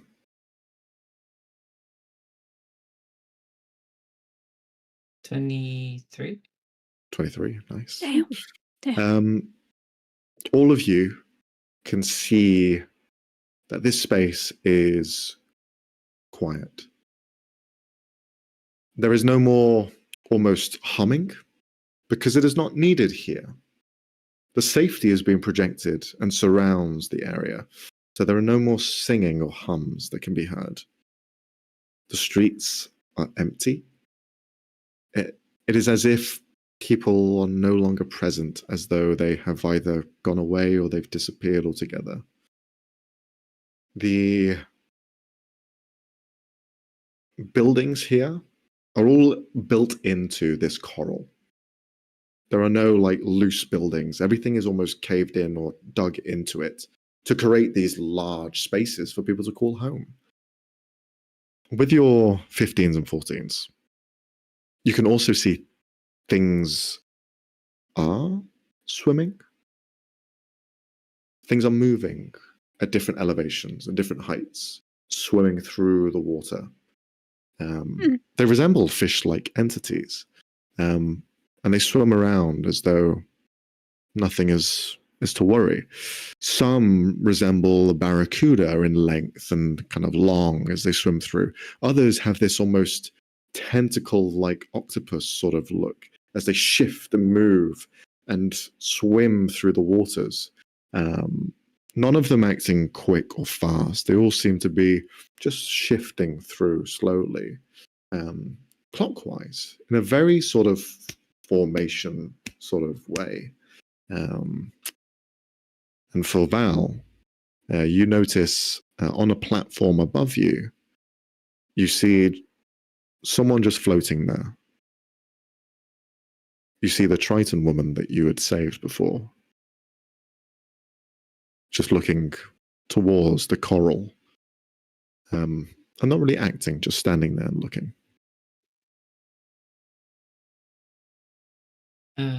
I look at the soul man and trying to gauge their reaction.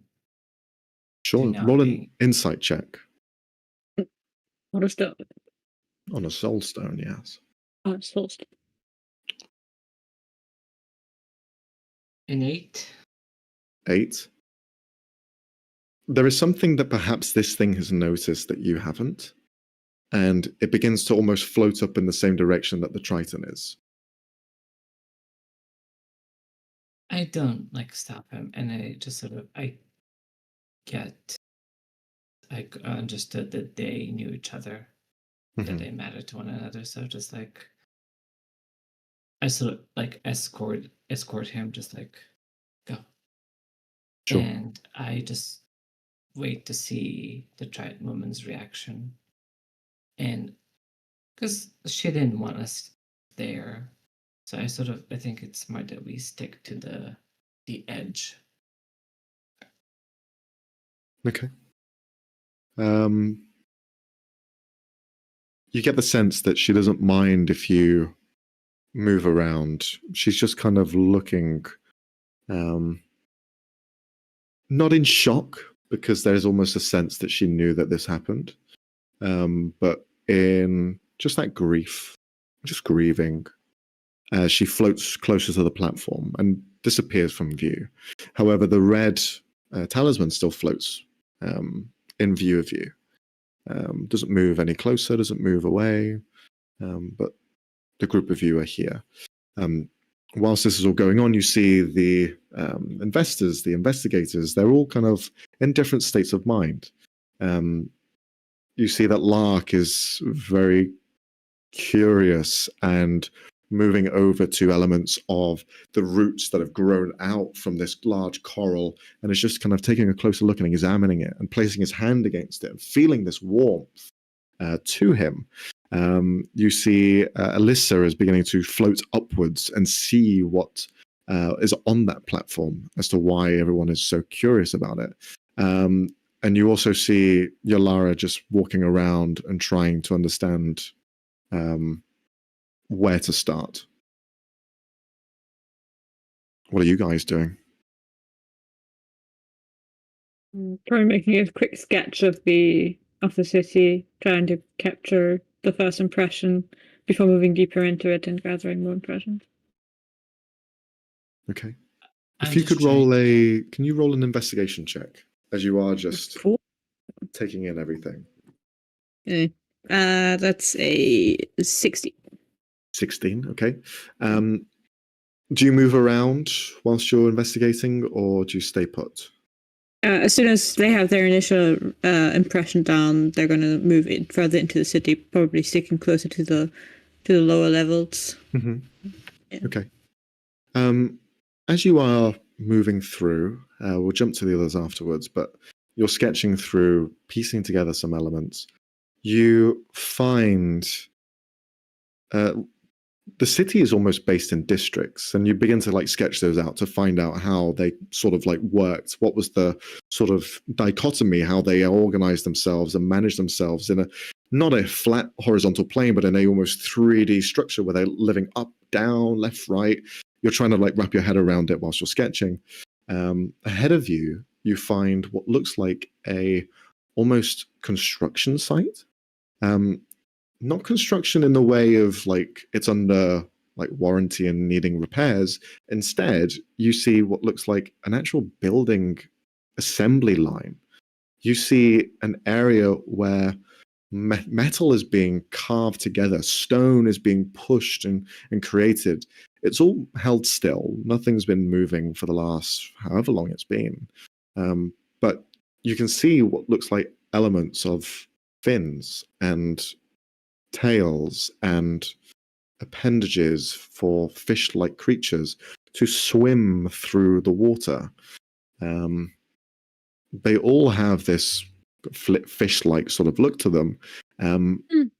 But one thing you notice that stands out the most is that there is a slot that is clear and distinct on all of them. A slot that is about the same size as the talisman you found.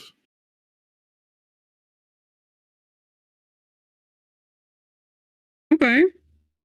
I'm gonna try and see if I can get close enough to one of the moving creatures to see if they have an active soul stored in their slot. Mm-hmm. Which is a very interesting sentence.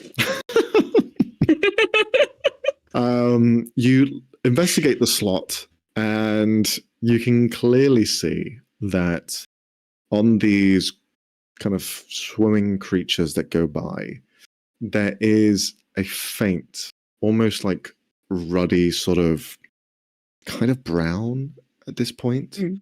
Like the red light has rusted itself. But now that these creatures are in full display, they are mechanical.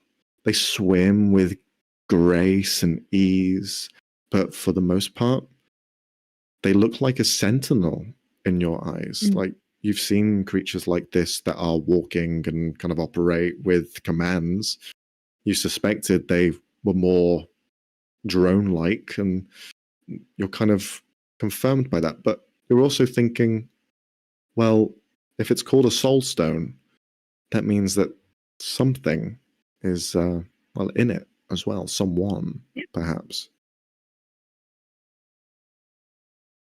Val, Happy, what are you guys up to?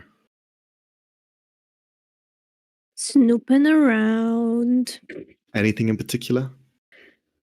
We're looking for traces of people or any other footprints. Okay.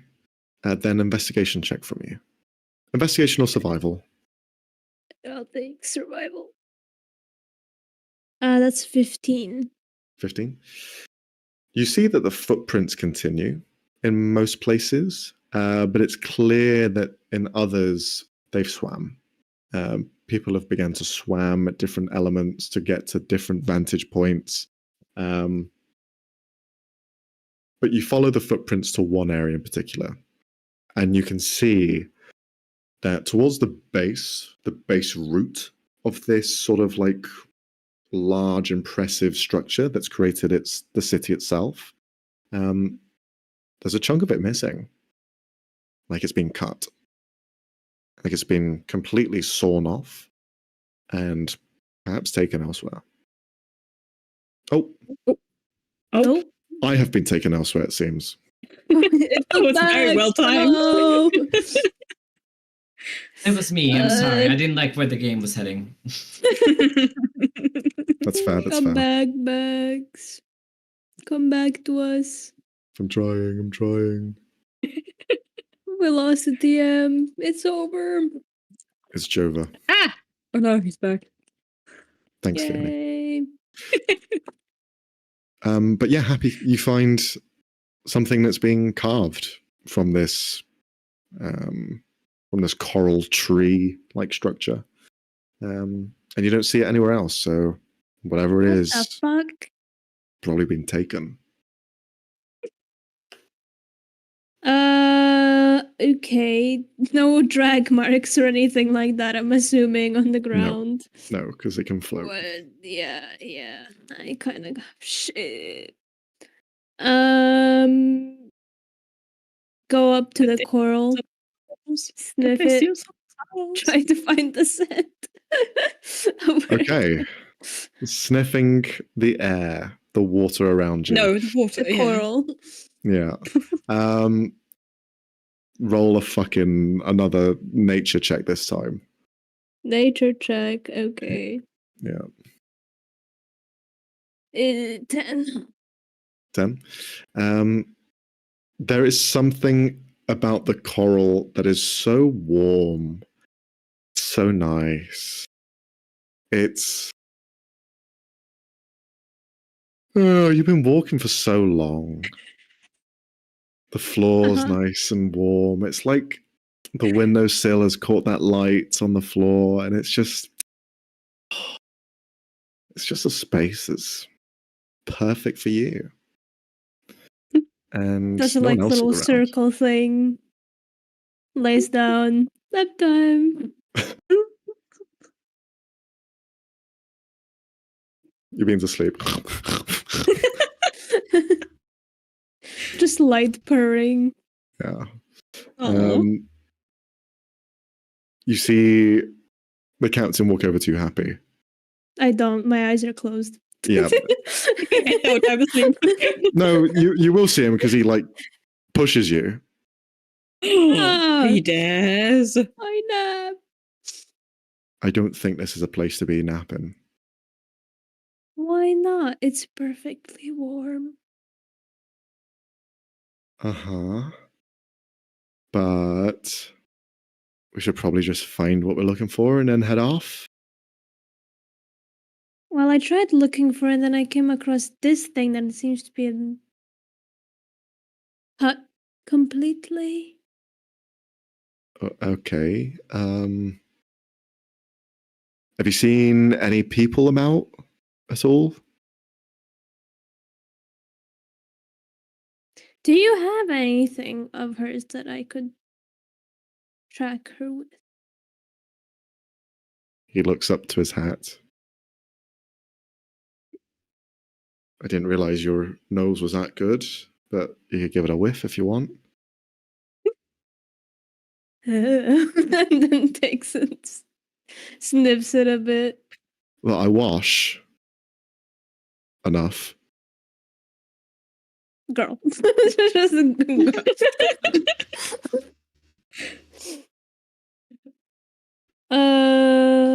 He's gonna take a sniff and try to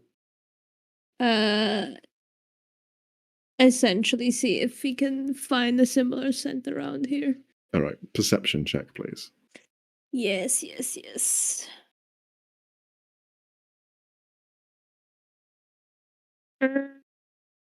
That would be a 16. I'll give you advantage because you have something of theirs. All so right. you can roll again. 17. As if you're like a fucking search hound now. Hey, cats have a good sense of smell. You pick up the hat. It's more sensitive than dogs. You sniff it first, and oof, there's some dead skin in here. Guy has dandruff. But you kind of shake it loose, and then you begin to sniff in the air around you. Water, I know, but technically it is also air. H2O, you know. H2OO. There's oxygen in there. Yeah, it's double. Okay. You smell in the space around you, and you have a track. You have a lead. You know where to go. It's in the center of this sort of structure. Immediately skitters off.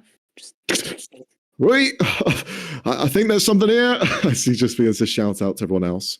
In the meantime, whilst that was going on, Val, what are you up to? I'm trying to find a place that serves as sort of an embassy, Mm-hmm. or a place that foreigners can go to for information. Okay. And If you could roll a nature or perception check as you're looking around. okay. A 9, a nature. Okay.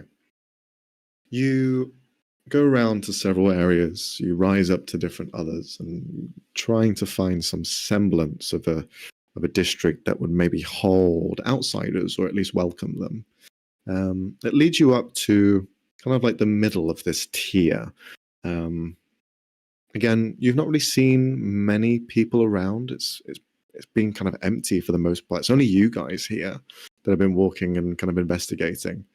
But you find on the stairs a stone-like golem, humanoid looking, with this huge stone-like body with large arms and kind of weighted as a protector or a guardian, like a statue come to life. But it is just kind of laid bare, severed in half as its lower abdomen is kind of separated from its top. And as you begin to ascend to the second level, to this middle sector, you see more of this. You see more elements of these stone guardians that have been broken and destroyed. You see the same crystals as well. Some of them have been broken and shattered and just left there floating in space. By crystals, you mean? The same as the talisman, yes. Okay.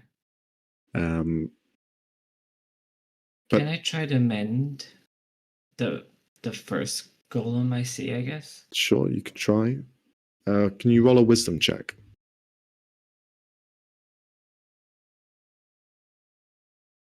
A 15. 15. Unfortunately, the damage is so severe that you try and repair what's there, but nothing can truly meld together too well. If you had a more potent spell, perhaps you could try and do something, but it'll take a lot of time to try and mend together. And you kind of continue anyway to just catch up and try and find something perhaps that you can fix or put together. You do come across the same plateau that the female Triton was looking at, and you see almost like a battlefield has taken place. Oh, you only see one side of it, though. You see the element of the Tritons, but there's no Tritons here. It's these stone guardians, all of them destroyed, broken apart in different areas and ways. All of them have been in some sort of fight with something. And what I'll say is the resemblance of bite marks, the creatures that you had seen, they seem to be the same wounds that have been sustained against these stone guardians. Although the creatures themselves are not present. You cannot see them at all. There are none here. But you can see the female warrior, the Triton, is floating by and looking at this destruction. And the red talisman that you have seems to float over some of these kind of golems and just ponder, perhaps, in the same sort of mannerisms as the Triton does. Is there anything you wish to do?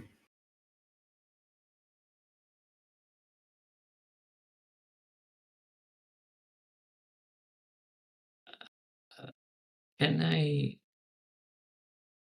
roll in sort of emotional insight on the Triton woman to see if she feels any different now? Yeah, for sure. Roll an insight check.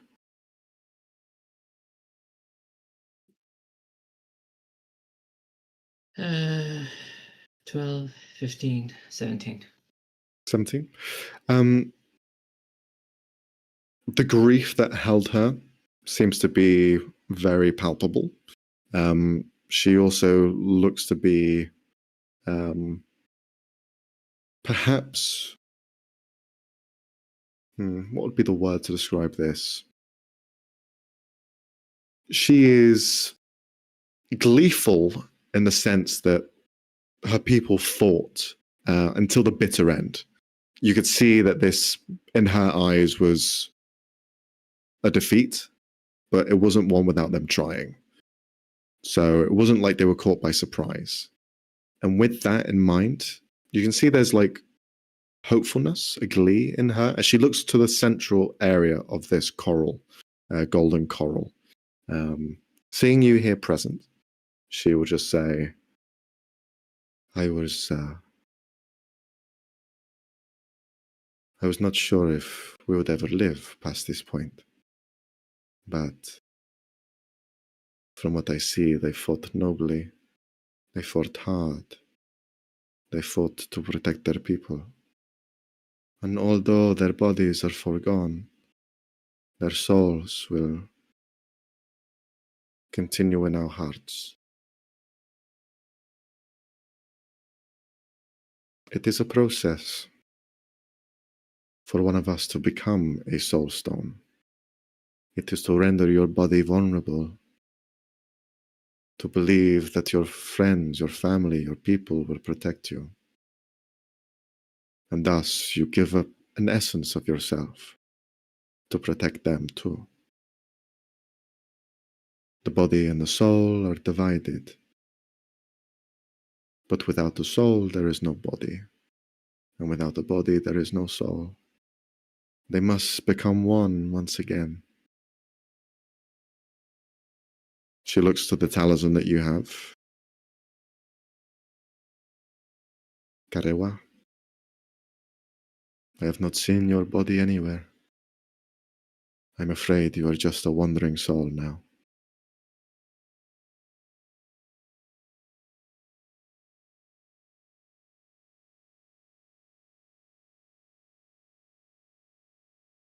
She'll kind of float next to you, Val, and she'll stop for a second. You look a lot. You look a lot like your grandmother. You feel like her. I see it. We Graal, we know it. We see the soul. And we believe in reincarnation. Or at least the aspect of love persevering to find what it needs. I saw how he looked at you. I saw how you looked at him.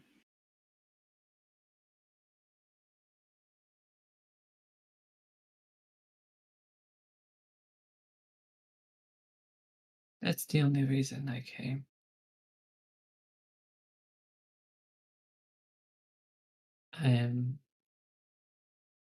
Amid my own battlefield, although you do not see it. But I can't say that I fought bravely, like you did. We all have our own fights. Some are seen, some are not. We are all warriors. A blade does not make you one.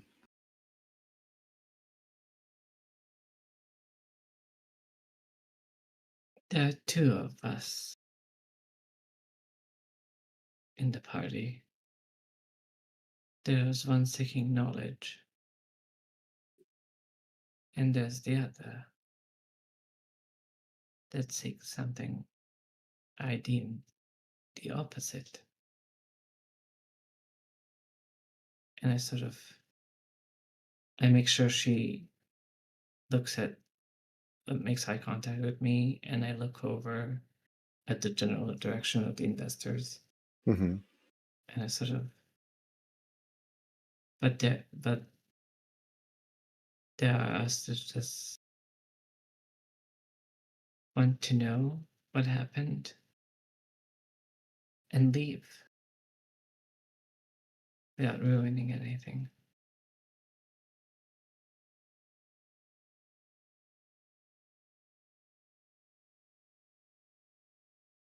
You are very insightful, and I understand that life can throw obstacles in anyone's way, no matter who you are, king or not. I have been thrown quite a different life. When my eyes closed, I saw death, but then I saw life with you. You have given me a second chance, one that I can perhaps use to some degree.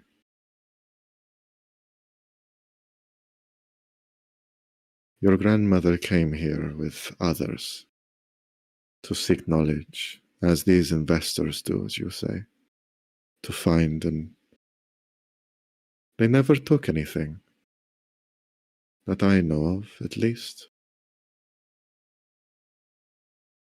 But they certainly left an impression.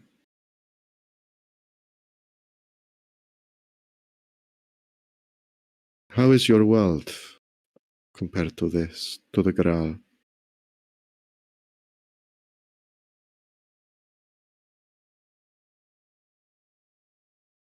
Empty.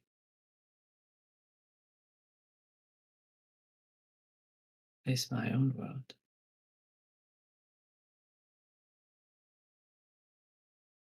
Maybe that's a strong word.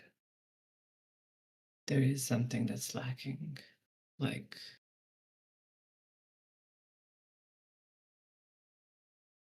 you know how the air is thinner up higher? I'm always atop a mountain, struggling to breathe, but I can't go down. It is like us going down into the trenches. The pressure is too high. Yes. We struggle to breathe.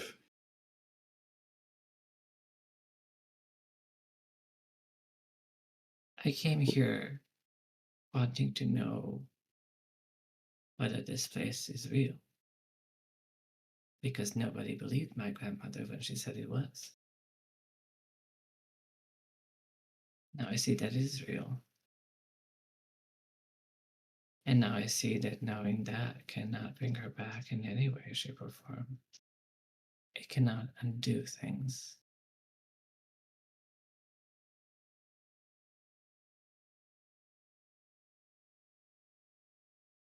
Maybe And it can shed more light.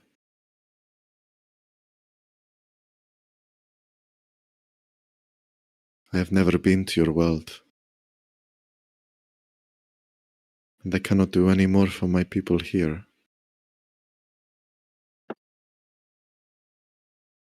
Maybe I can share some of what I know with yours. And maybe you can do the same for me. I'll help you in any way I can. But I can't promise you that the outside world, that my world, will repay you in kindness.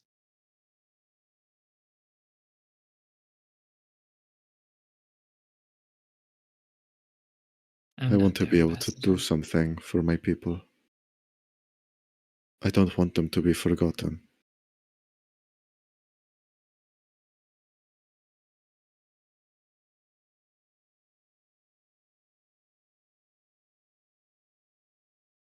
Is there no one else? What? I hear a calling.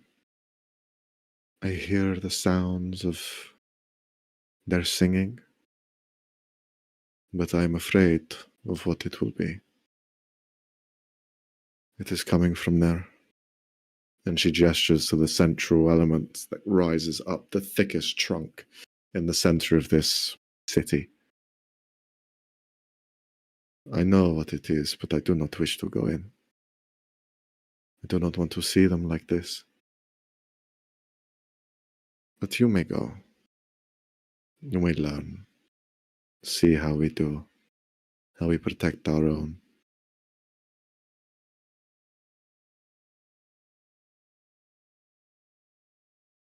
Are you sure? That is what your grandmother came. And this is what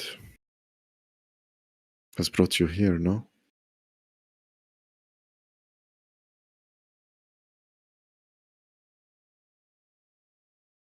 It's what brought me here.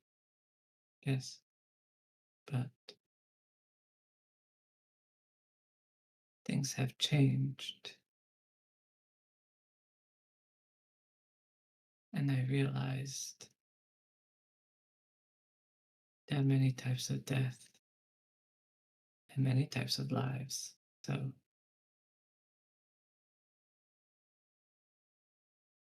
what can I do to ensure yours?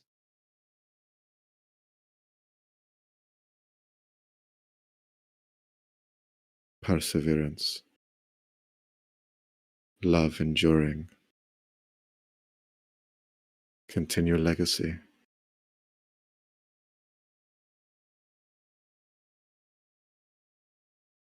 Be the voice for the voiceless. My people may be gone, but I will speak for them. Your grandmother may be gone, but you speak for her. Don't let them be forgotten. Tell their story.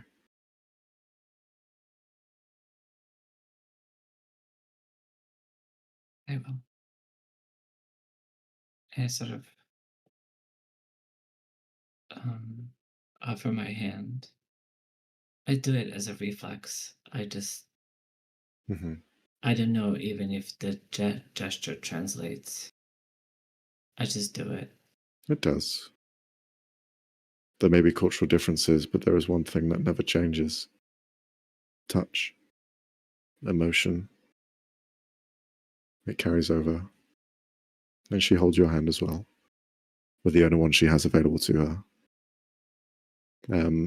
You all hear the captain shout out as Happy is rushing off to the central spire to sniff out the scent.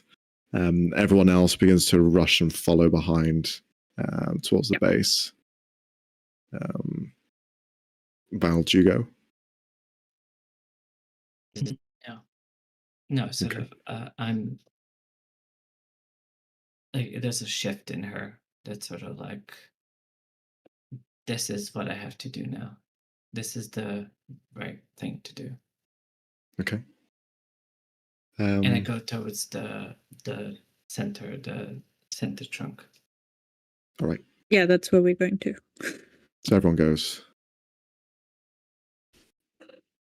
Okie dokie. Sasha, because you were kind of examining the entire space, I'd like you to roll a perception check. Perception. Oh, okay. 19. 19. Can you also roll just a dexterity check as well? Sure. Excuse me. 7. Okay. All of you begin to rush into the central spire, to where it is kind of like just a large, beautiful complex that just rises outwards, and you all begin to enter one by one. Sasha, you are the last one to begin to enter, but before you do, you see coming from the southern spot in which you had walked through, you see several people who are not wearing the same sort of equipment that you are, because they are all water-based creatures. You see, roll a history check. Okay. Dirty 20. Dirty 20, okay. You see, walking into the space, several what look like sailors, but no, they're pirates. Gnarly looking, eyes open and wide with glee as they see gold. A pirate's best friend and lover and everything they can imagine, in the form of brilliant, large, easily takeable pieces of root that are just embedded in the ground. There are about 7 pirates that emerge. One of them, clearly the captain, who is a water ganassi with long, stringy black hair, stepping forward. This is the captain of the Agonal Air, Captain Zola, the one who had a bad confrontation at the bar in the last tavern you were in. You see he kind of like steps forward, looking around. His eyes don't glimmer or like look with glee, but you see he just says, "Have at it, boys," as they all begin rush off into different elements to begin cutting into the roots, taking as much as they can as they just like eyes filled. What'd you do?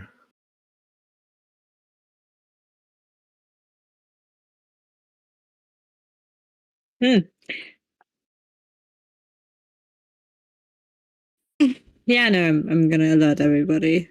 I'm just gonna whisper to everybody. We've got company. Okay. There's you're a bit pirates. behind them because of the low dex check, but you begin to rush off to them to alert them of what's going on. Right? Can I ask you to roll a stealth check? Wait, why am I suffering? Don't make me roll stuff in bad, Ed Max. What the fuck? Oh, okay. Apologies. 11. 11? Okay. Noted. You try your best to stay quiet and rush in to alert the others. The rest of you enter the central spire in the middle, the main chunk, the hearth of this kind of tree coral that grows out from the ground. It is warm. It is kind of this hug that just surrounds you. Inside is hollow, like a flute. And you are seeing there are elements of holes along the side that it rises upwards. As you enter from the base and different levels, you can see that there is a wraparound almost platform that just spirals up on the inside of this cylindrical sort of shape, spiraling up and spiraling up until it reaches a plateau at the very tip at the end, at the top of this space. As soon as you walk in, the sound of voices is present, but ones that has no direction. It is omnidirectional. And you can see on that spiral upwards, humanoids. You see tritons. You see hibidons. You see different sort of aquatic creatures, all sat in almost this prayer, in this meditative space where time has completely frozen for them. Yet they themselves look perfectly real. They're not covered in anything. They look like they're there physically, but they have been preserved completely in time. But you can hear the voice of all of them. The spiral goes up for about a mile. It's huge. Every single member of this city has gathered to this central spot and has placed themselves in this circular pattern, spiraling and spiraling and spiraling all the way to the top. All of them held in this stasis and seemingly a part of something bigger, part of this chant. There is someone at the top, though, but the rest of you are kind of at a lower location, so it's up to you if you want to go any higher. Where's the smell going, boss? It's going higher. It's going to the top. Then he's climbing higher, just quickly up the stairs. You can fly. You can float if you want. You can swim up. It's up to you. Sure. Okay. You begin to hover upwards, swim. The others kind of following suit, with Sasha slightly behind. You all head upwards in the direction. You can see the holes in the side just thump, thump, thump, thump, as you fly upwards, disappearing from view.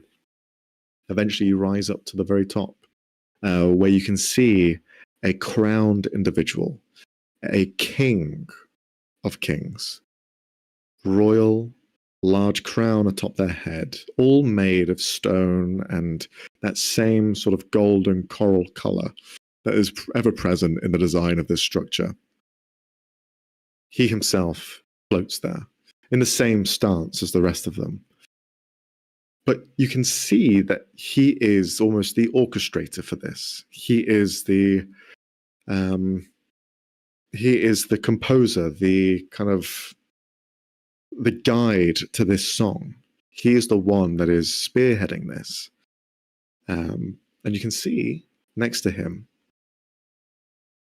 one other person, a Gith, the same as you, Lara, in the same stance, giving her own voice to this ritual, whatever it may be. You see Yulara runs up. This Gith in particular, you can see large gash over one eye, probably reminiscent of the name Captain Deadeye. And you can see she's just in the same trance as everyone else. Yulara is just rushing over, checking her over up and down, trying to examine her every move. What about the rest of you? Happy, Val? What are the two of you doing? Assuming he got there first, he just kind of moves out of the way and lets Yulara check on her. Being careful of not also being pulled into this weird trance. Okay. Can you roll a wisdom saving throw? Why did I say that? Why did I say it? What's my wisdom? A 13. 13? Okay. It's not enough. No. Not enough against anything.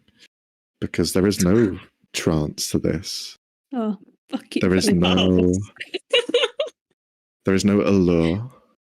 There is nothing. It is a song that has no real weight to it here.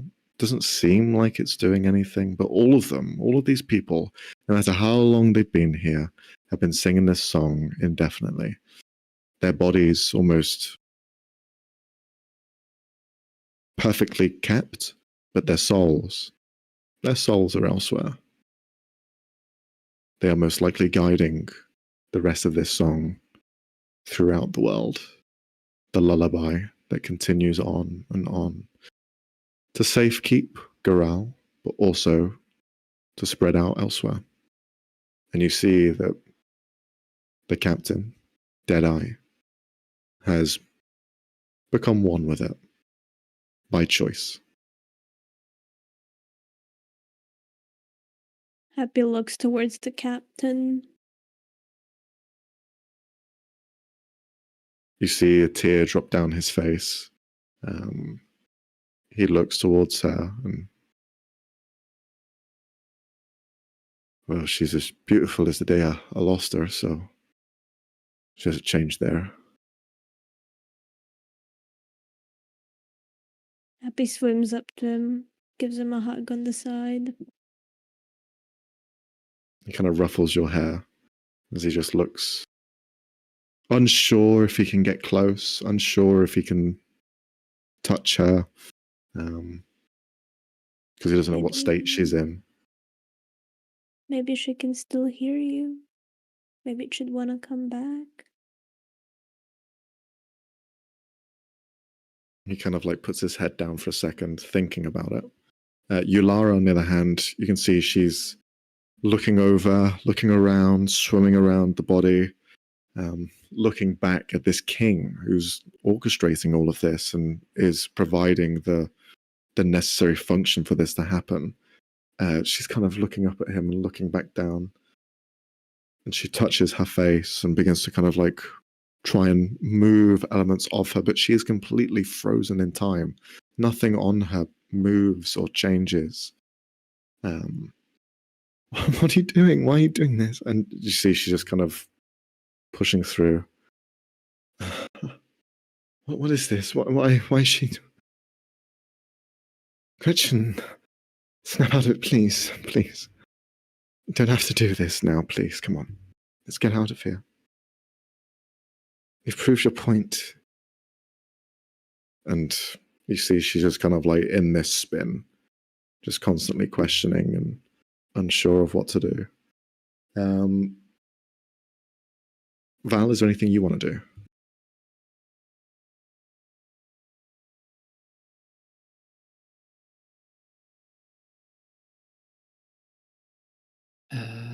I don't know what action this is. Sort of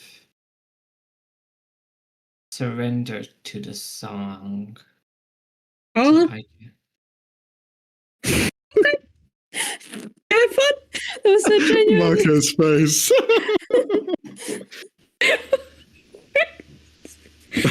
Oh, okay. I am new at Don't you have this. children? Don't you have children? And like fucking Nephews. grandchildren? Nephews? And nieces. The way just like it was like type A breaking a rule stress. just like, oh my god, I said something wrong. I broke a No, rule. no. No. No, I'm just questioning No, your character choices. I didn't pick the right word. I'm sorry. Just sort of like leaning up against the thing without fully entering it, just so I can harness knowledge. Sure. That's I will what say the orchestral, the choir that's created here, someone has joined it. Clearly, someone else could, if they wanted to, lend their voice to this, lend their voice to something that is meaningful in a way. I will say that the talisman that you have by your side, Val, you see it's gravitating towards the sound. It's almost dancing alongside it. And there is this kind of hesitation. It's split between two ways. It wants to be with you, but it also wants to be with its people. It's unsure of what choice to make and leaves the choice in your hands.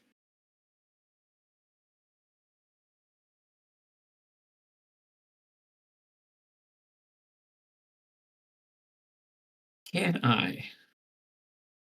Can you? My favorite words that you could ever make for a DM. Thank you.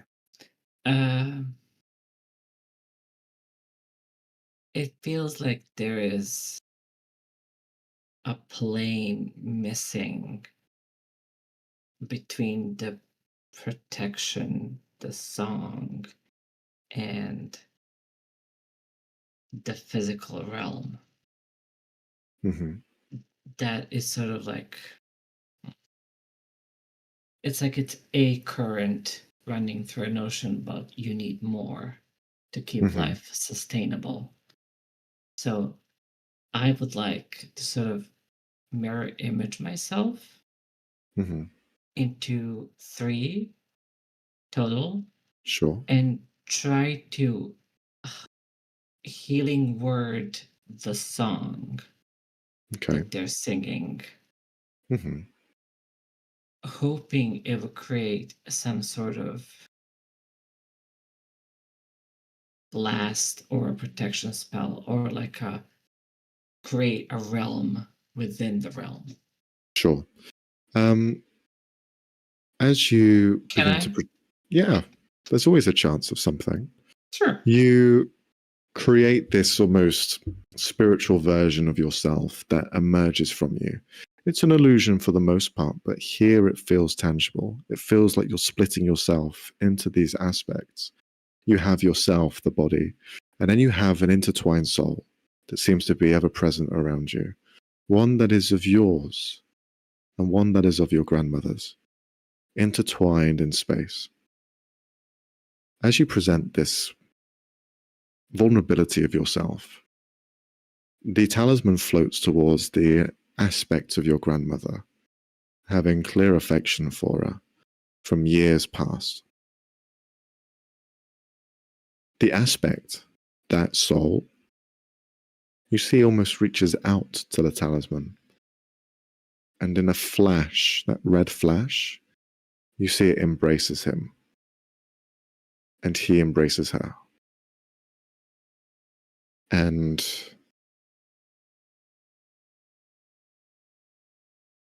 this will be your choice, Marco. Do you wish to either join the choir as Valerie's soul, or would you like to depart the grandmother's soul from Val's body? Can you repeat? You can either split yourself, the aspect that is Val's grandmother, into this song, or you can give your entire body up for this song.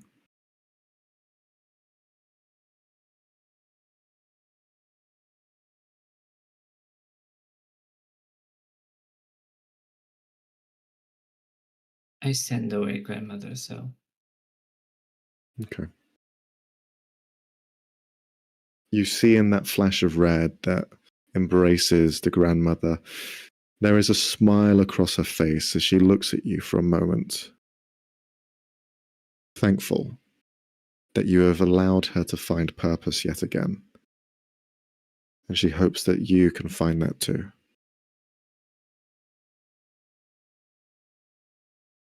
The image of them holds longer, and they spin around and dance for a moment until they stand still beside the king. And the light just fades into the kind of waters around you. And they themselves, their soul, their form, there was never a body anymore. They were detached from their bodies long ago. But their souls are now present in this song. And they are to live on in the waters. For Sasha, I will need you to roll a dexterity saving throw, please.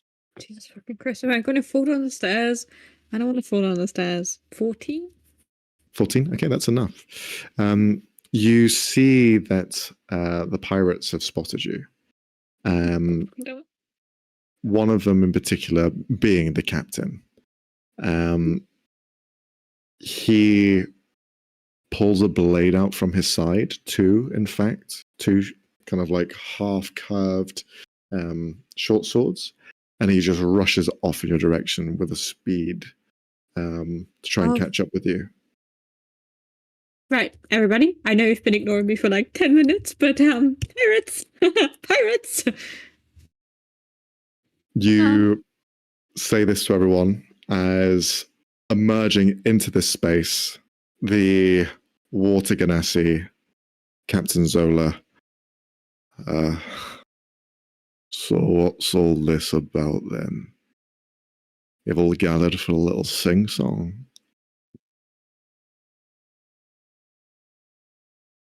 I thought you got eaten by the big fish. No, that was the other. That was the other ship. Oh. They all look the same to me. To Sasha. Clearly not an orc. It doesn't matter. This is history in the making, so if you could not touch it, that would be much appreciated. And if you could tell your men to stop touching all of the very important artifacts, that would also be much appreciated.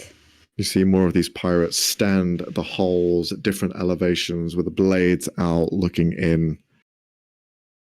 You want us to stand down? Yeah. Well, before that happens, let me have a closer peek at what you're looking at. He begins to swim up to the top point, the top elevation of where the rest of you are. Right, as he's doing that, can I cast a spell while he's still close to his people? Sure, yeah. Right. Is he within 60 feet of me? Yeah, he's getting closer, nice. So eventually he will be, yeah. Okay, perfect.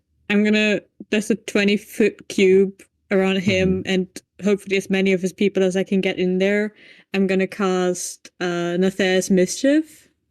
Okay. Nice. What does that do? It makes An amazing spell. surge. Oh, you have the same spell? No. I just know what it is. Okay. Which I get to roll a d4, and then one of 4 effects happens, and then I get to make a save. Let's see what I get. Okay. Okay, I got a 1.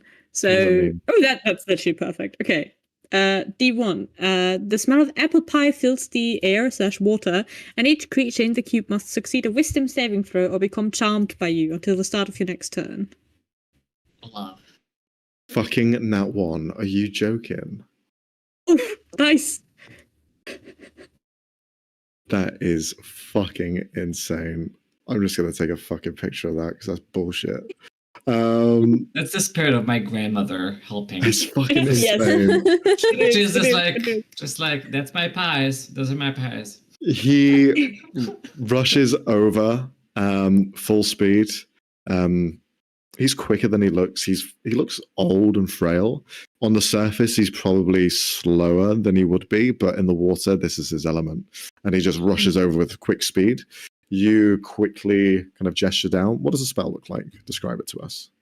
They're once again holding their spell book, reading word for word, following the exact steps that it takes to cast the spell. So it looks very formulaic, and like they've maybe done it the first time, but it works. So. Okay. He rushes in. All of his goons follow suit. And you see they all just. Is that apple pie? I fucking love apple pie. Yeah. We can eat apple pie above the surface, where you should return. Some vanilla ice cream? Forget about it. Well, that sounds quite nice. You see, he's just kind of like charmed in this stupor for a moment. So what does the spell actually do? So they're charmed, what are they? Under your control or for a round? No, they just don't get to do shit for a round. That's it. Sure. But we have a round to think about what the fuck we're gonna do. Cook, guys, cook. No. You see, if they stay kind of in it, they technically have to do that every turn. But yeah. Okay. We're not in initiative, so there's no order to events here. You have charmed them in this space. They roll a fucking nat 1, so they're not going to be getting out of it anytime soon. Is there anything you guys wish to do to kind of like apprehend them, or I leave it in your hands? Well, you can't eat the pie with your hands occupied with all those weapons. Might as well just leave them on the side while we all eat. Oh, yeah. Yes. That cat's right. I can't eat pie with this mace in my hand. You see one of the guys drops their weapons. One by one, they begin to drop their weapons. You see the captain just like, hey, that's right. Very smart you are. I thought you were fucking stupid. But turns out you're actually quite smart. And he drops his weapons into the water. They drop down and sink. I'm gonna kick them off the tower so they sink all the way to the bottom. Okay, blades just fall down. Right. Thank you. You are also smart, I think, for joining us and not fighting. Thumbs up. Yeah. Thanks. That he doesn't have, because he doesn't have thumbs. So, where's the pie then? Looks too bad. I can druid craft like an illusion. Okay. I can support that with my delusion. Sure. So it's full on Sleeping Beauty. Okay. Just like dancing pies. Just like twirling. You just see as you illusion the food with plates coming around, segments of pie floating past in the water. The captain's just smiling wide. Oh, pie. I love pie. As he just begins to spin and sing in space. Hey, let's make sure you don't float off. As like Happy is just tying their legs together. Oh, thanks, Yeah, man. also, the pies do the, like, when they try to reach out, the pies do, like, not yet. Just like a slight dance. Wash your hands. Wash I'm gonna get you sometime. Oh boy. Oh, We're gonna catch you. Jesus. Meanwhile, Sasha's just looking back towards the captain and the lady whose name I told you, Yulara. Are they done with their emotional reunion? Can we leave? You see that they've kind of surpassed the emotions, yes. Caught off guard by this moment. You do see at one point, you've now tied all of them together, all of these pirates. Yeah, I tied the shoelaces together. Yeah, the captain like slips in space, even though he's floating. He kind of like comes back to his senses as the spell ends. What the fuck? I cast resistance on everyone. It's a cantrip. He kind of like shakes in his It doesn't do a bindings. lot, but like You can't cast it. You made me think I'd fucking pie! As he just like starts freaking out. Yeah. Oh, jeez. Yeah. I've heard about this. I think it's called addiction crash. You fucking charmed me with a fucking spell! As he just looks angry in your direction. I don't know, have I mentioned that I don't do combat? Could we? He looks mad. Even with his anger, you see he looks up to the king, like staring around, trying to figure out what's going on with the rest of you. As he kind of like looks hesitantly in the direction. The king resembles a hibidont, so a stingray sort of creature. Long kind of like thrills, like the back end of their wings that comes out towards the side like a cobra, a hood. But this one is almost kind of like draped over and covers the eyes completely, so they cannot see. But their senses are probably heightened, so they can perceive without them. Captain Zola, the water genasi, you see he's dumbfounded. He's shocked by the vision of this king. Well, I don't quite understand. You bound his hands together, right? Their feet, but Just their feet. Okay. well, we said they need their hands to eat pie. I couldn't. Sure, the sure. logic. That's why I asked. Tying their hands together. Of course. Why would I? I'm so stupid. He kind of like, as the rest of the pirate crew are trying to swim away in different directions, not getting anywhere, he like reaches into his jacket and you see him hold something to his heart. Sasha, Happy, Val, you can roll perception checks if you want to. Okay. don't have Sasha is capturing all of this for the future. Happy's also leaning into the captain, like while the other one is dumbfounded. You want me to kill him? I did say I don't want any deaths or especially pirates being killed, but you know what? This one you can. He's a fucking dickhead. Yeah, who would know? Not yet. No, he's doing interesting stuff. Let's kill him. I rolled a 12. 12? 17. I rolled worse. Oh, 11, sorry. Okay. 17 Val, you see he reaches to some sort of like talisman, a talisman of his own. Not one that is directly similar to yours. In fact, it looks to be almost like a homage, like someone's interpretation of that, whittled and created by hand. It's not uniform, it's kind of rough along the edges, but it seems to be some sort of symbol, like a symbol of prayer, like a holy symbol of some kind. You sense like a magic that comes from it. As he kind of like mutters to himself, no, this cannot, well, I don't quite understand, but how can he be here? He's a god.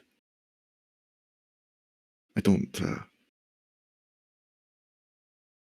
Tibble, is that really you? You've guided me through the seas for so long, but there's the voices I heard. That's you. That's all of this. You can all roll religion checks if you want to. Sure, boss, sure. Sure, boss, sure. What the fuck? 10. A 9. Okay. With a 10, you hear the name Tithel, which is god of the seas. But he's not a archetypical god. He's seen as more of a primordial god, a primal energies. He's not a god of the pantheon. He does not stem from a bloodline. He is just seen as this presence on the oceans and the seas, and gives good fortune to those who deserve it, and offers bad to those who kind of require some penance. So you just hear him speak it. Whether it makes sense in your head, you don't really understand, but these are the words of a deranged lunatic, a pirate. How much credibility can there be? But you see he just kind of looks dumbfounded. Oh. Well, if that's true, then I don't know what to believe anymore.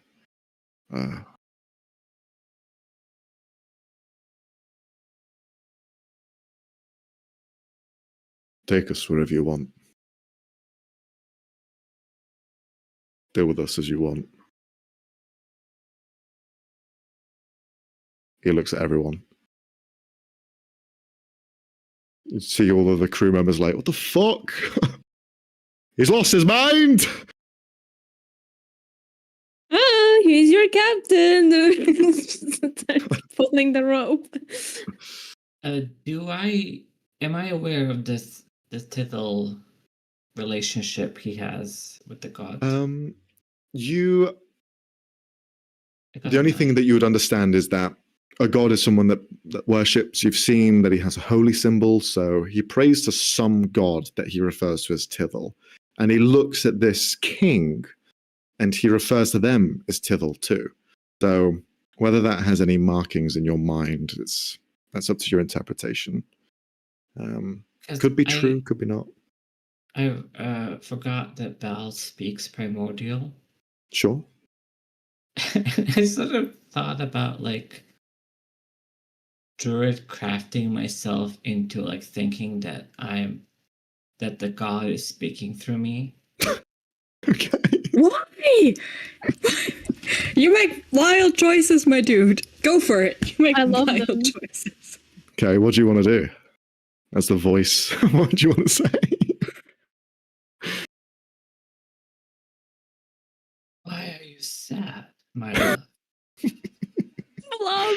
Roll a persuasion check. No, deception, sorry. This is fucking deceiving, my god. This is 100% In the god's presence too is crazy. That is so rude to so many devils. He is busy singing. I'm just like doing clerical work. I'm just doing clerical work. What am I rolling? I forgot. Evangelical over here.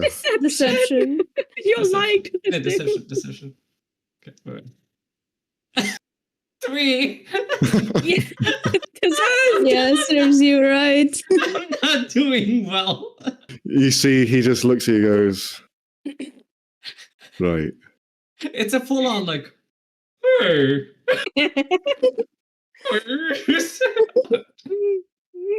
I would know if my God is talking to me. Don't try and make the most out of this situation. I'm being docile, right? And every one of us is going to leave back what we took.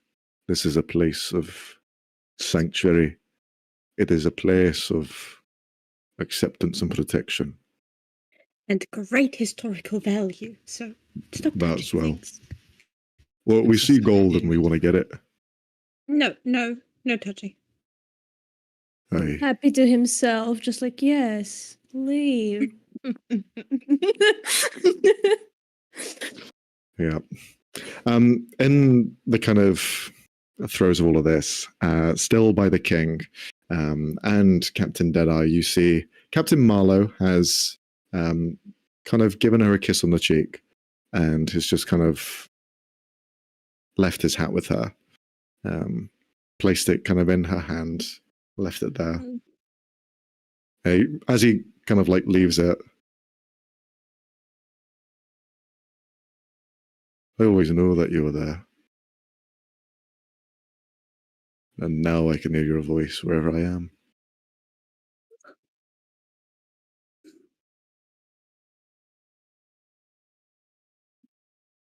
Rest well, Gretchen.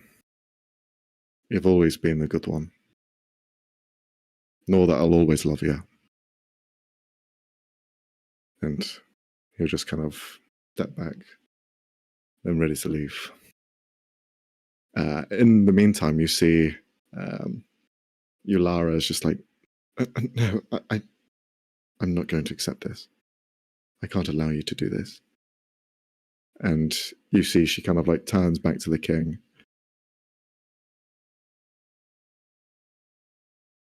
Let her go, please. You have enough voices here. Surely you can let her go. It's one voice, you have thousands down below. I don't understand why you need to take her as well. Please, she's all I've got. Please, please. If you're a god, king, whatever you are, please, you can hear my voice. She just stares at him, and there's no response back.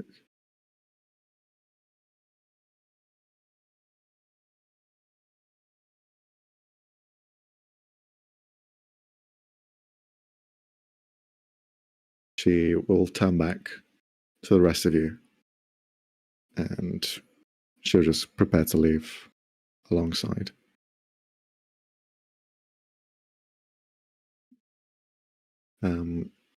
You see Alessia and Lark, they kind of watched on for the most part, never really interacting, always examining, always watching. And they just kind of accept what they found here. They don't intrude, they don't take. They're clearly at least honorable about this place and what it stands for, to not go and steal or take what is not theirs.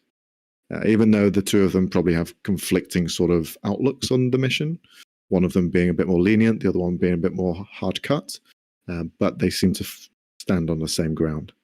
And they wait downstairs for the rest of you as well. You all drop down.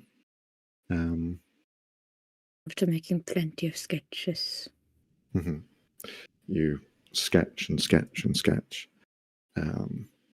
As you're leaving, you see Yulara just kind of like stop at the doorway and look back.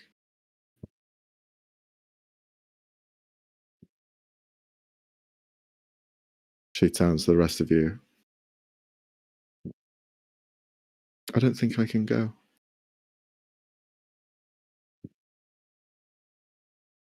What? I don't What do think you-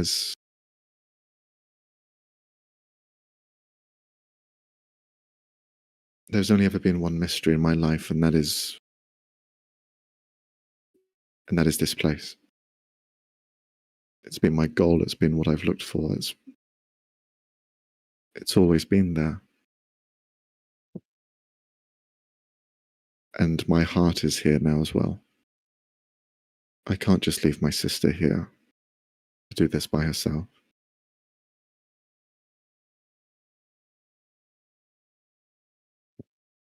I'm going to stay. But the rest of you can go.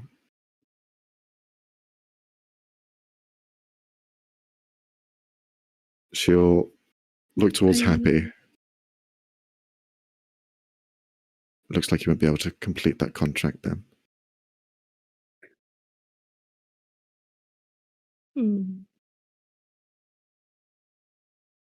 Well, you didn't do anything stupid.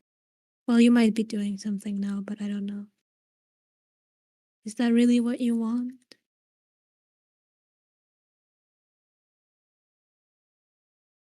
The last 5 years, the only thing I thought about was my sister.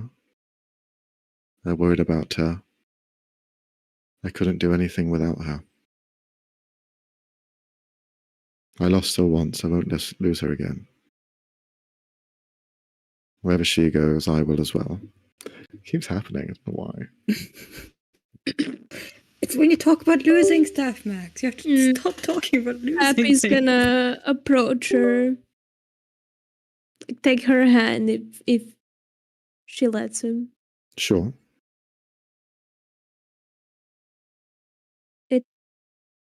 It's hard to lose people. I lost people.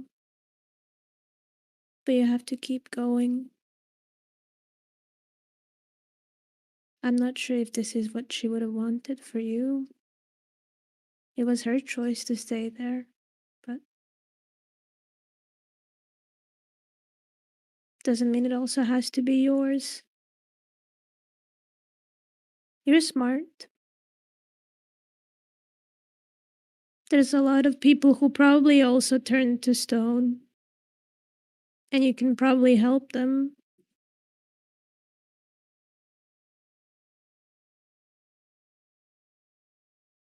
There's probably people who also lost their loved ones here who would like to know. And you can go back and tell them so they don't have to feel what you felt.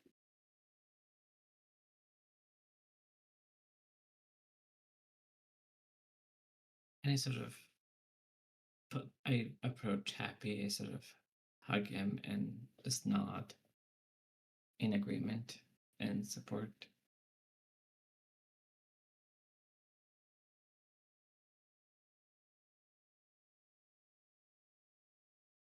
The reason I hate the sea and pirates and sailors so much is because it was the passion of my sister. It's what took her away from me. I was ever so jealous of it. We were as close as you can imagine. And for me to see her like that now,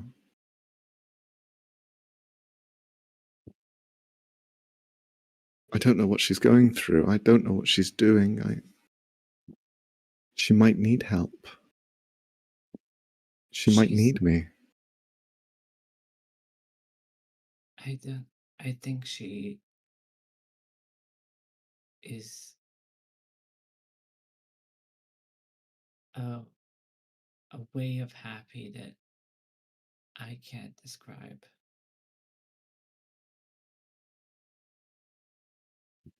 But I know that it's peaceful and joyful at the same time. And that it was her choice. If that helps. I'm not great at this emotional stuff, but from what I've read of your sister, from what I've heard of her, and from what I've learned of her, she's doing what she always wanted to do.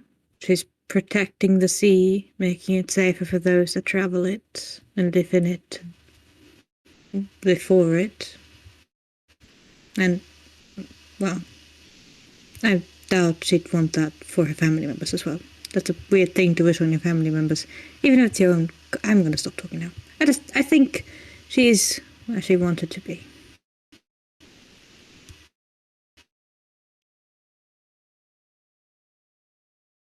She turns back and looks up, having one last glance so far away, looking at her sister perhaps the final time. You see Captain Marlowe places his hand on her shoulder. No words. And with what the rest of you said, she kind of agrees and follows the rest of you back to the ship. The journey back is long, but it's peaceful. Even the presence of those mechanical creatures that fly and swim, they mean you no harm.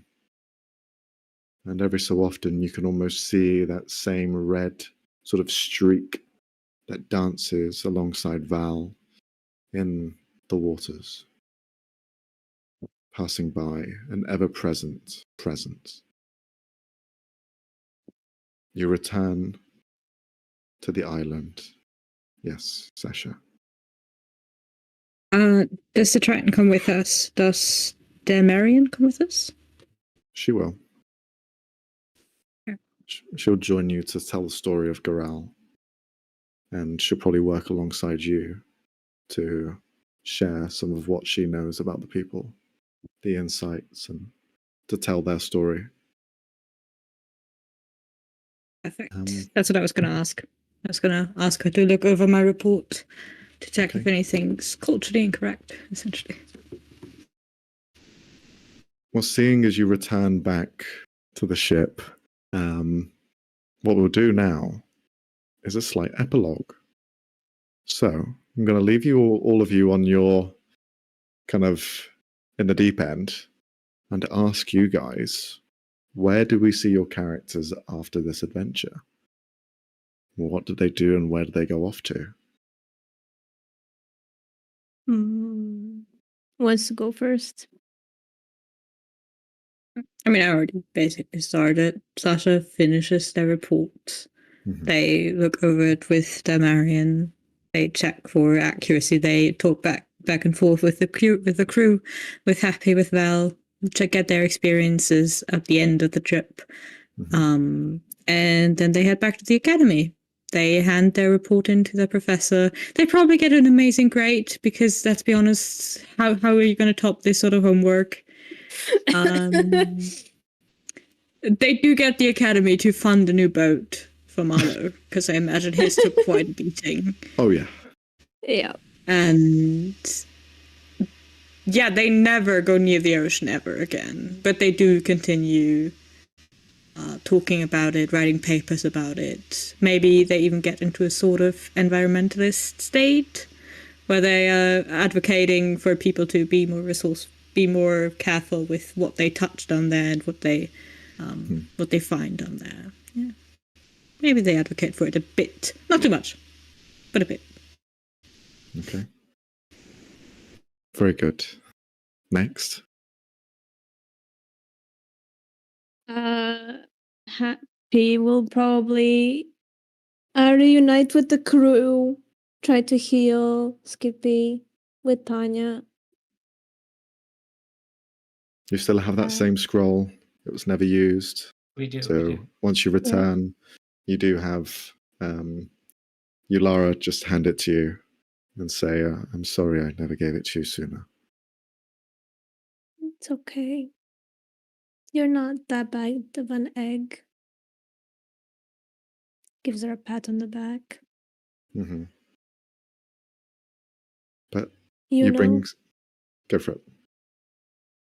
This crew gets lost a lot. They probably wouldn't mind a navigator. And then he's gonna walk to Skeppy. I'll let her think on it. Skippy will just give all of you a big hug, not really understanding of what happened. Happy gives him a very tight hug, assuming with Tanya too. Mm-hmm. The three of you just kind of embrace as the main crew members of this ship, as Captain Marlowe, with no hat, just kind of looks on, smiling at the helm of the ship. Happy. What else happens in the epilogue? I think he will stay with the crew. Okay. Fakes a peace treaty with the Rat Queen only to assassinate her once you son of a bitch. Once her guard is down, he poisons her drink and it's over. He wins. Very good. And rats are no more. No more rats. He gets a paper crown that says a professional rat exterminator. Captain of the rat extermination team. And kind of keeps traveling with the crew. He found his little family. He will try to learn to write horribly, but it's better than nothing. To be able to send letters to Val and maybe Sasha at some point. At first they're like hieroglyphics, so it's just drawings. It's just emojis. Yeah.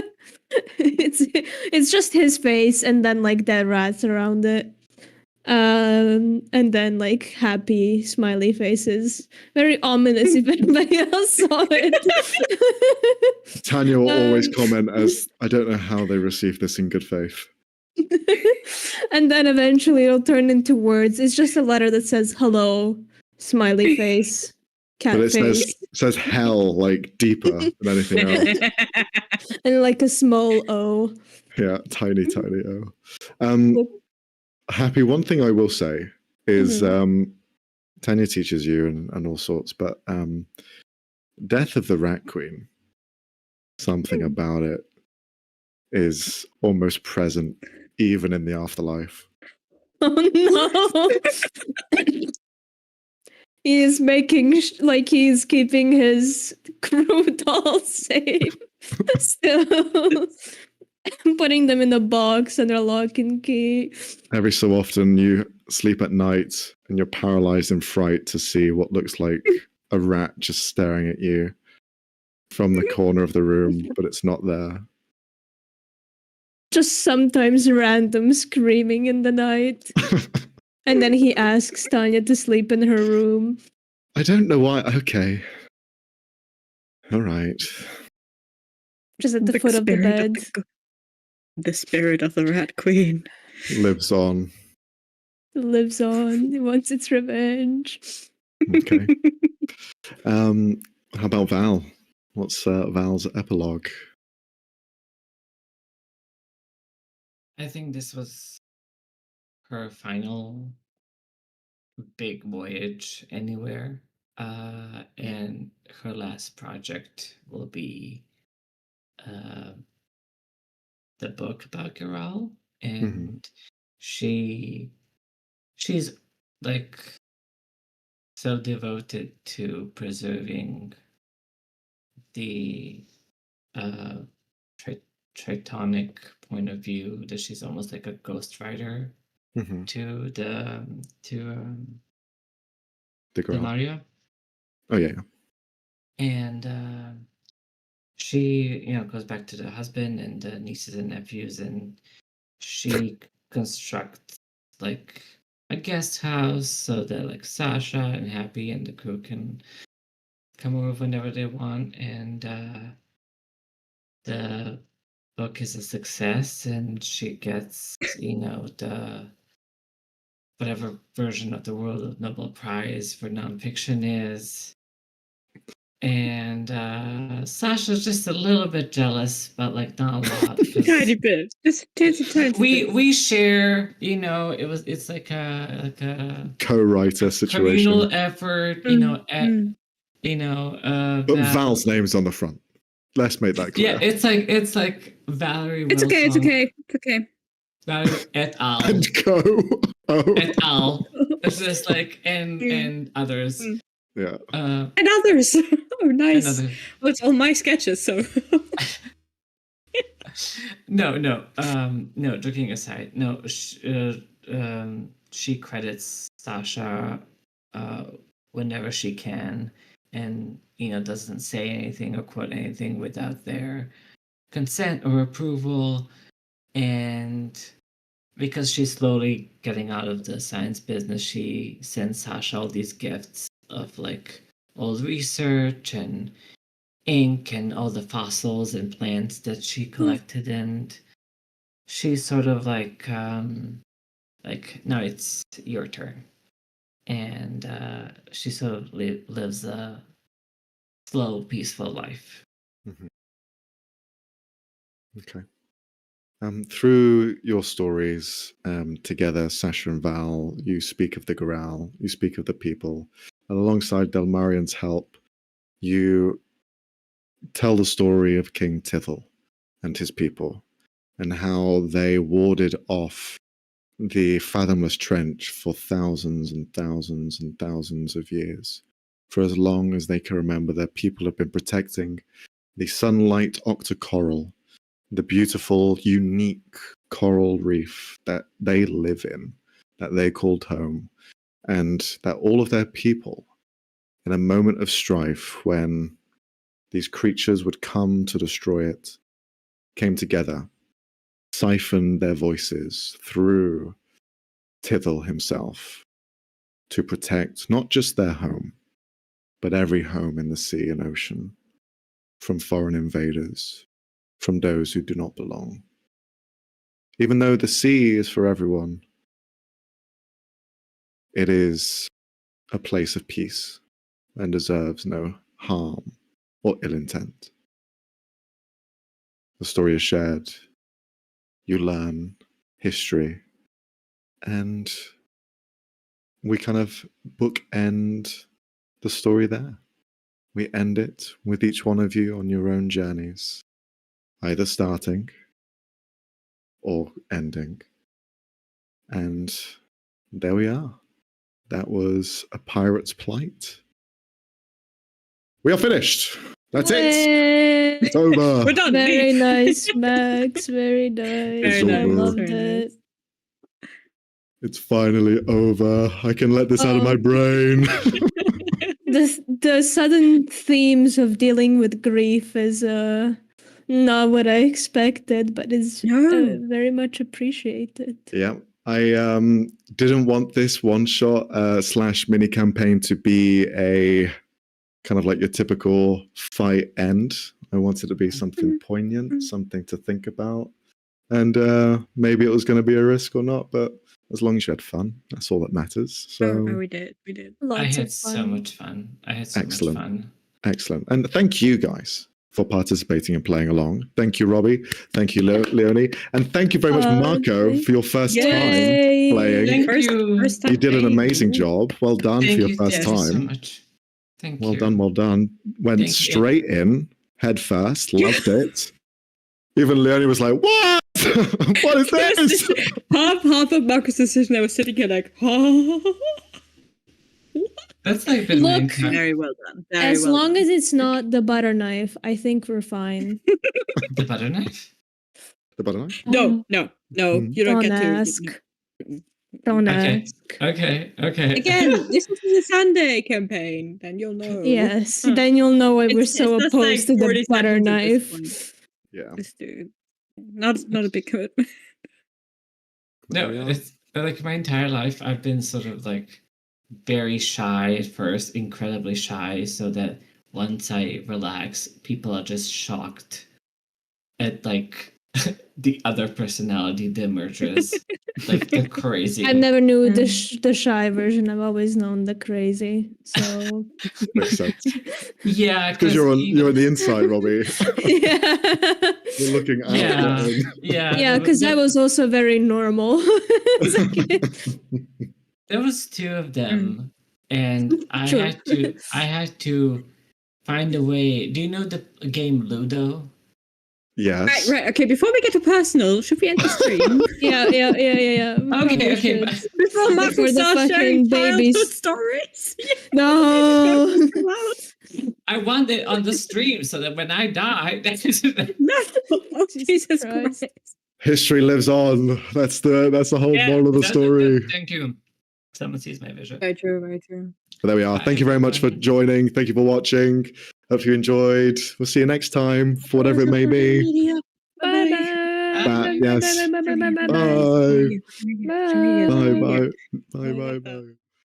Yeah, we've done that already.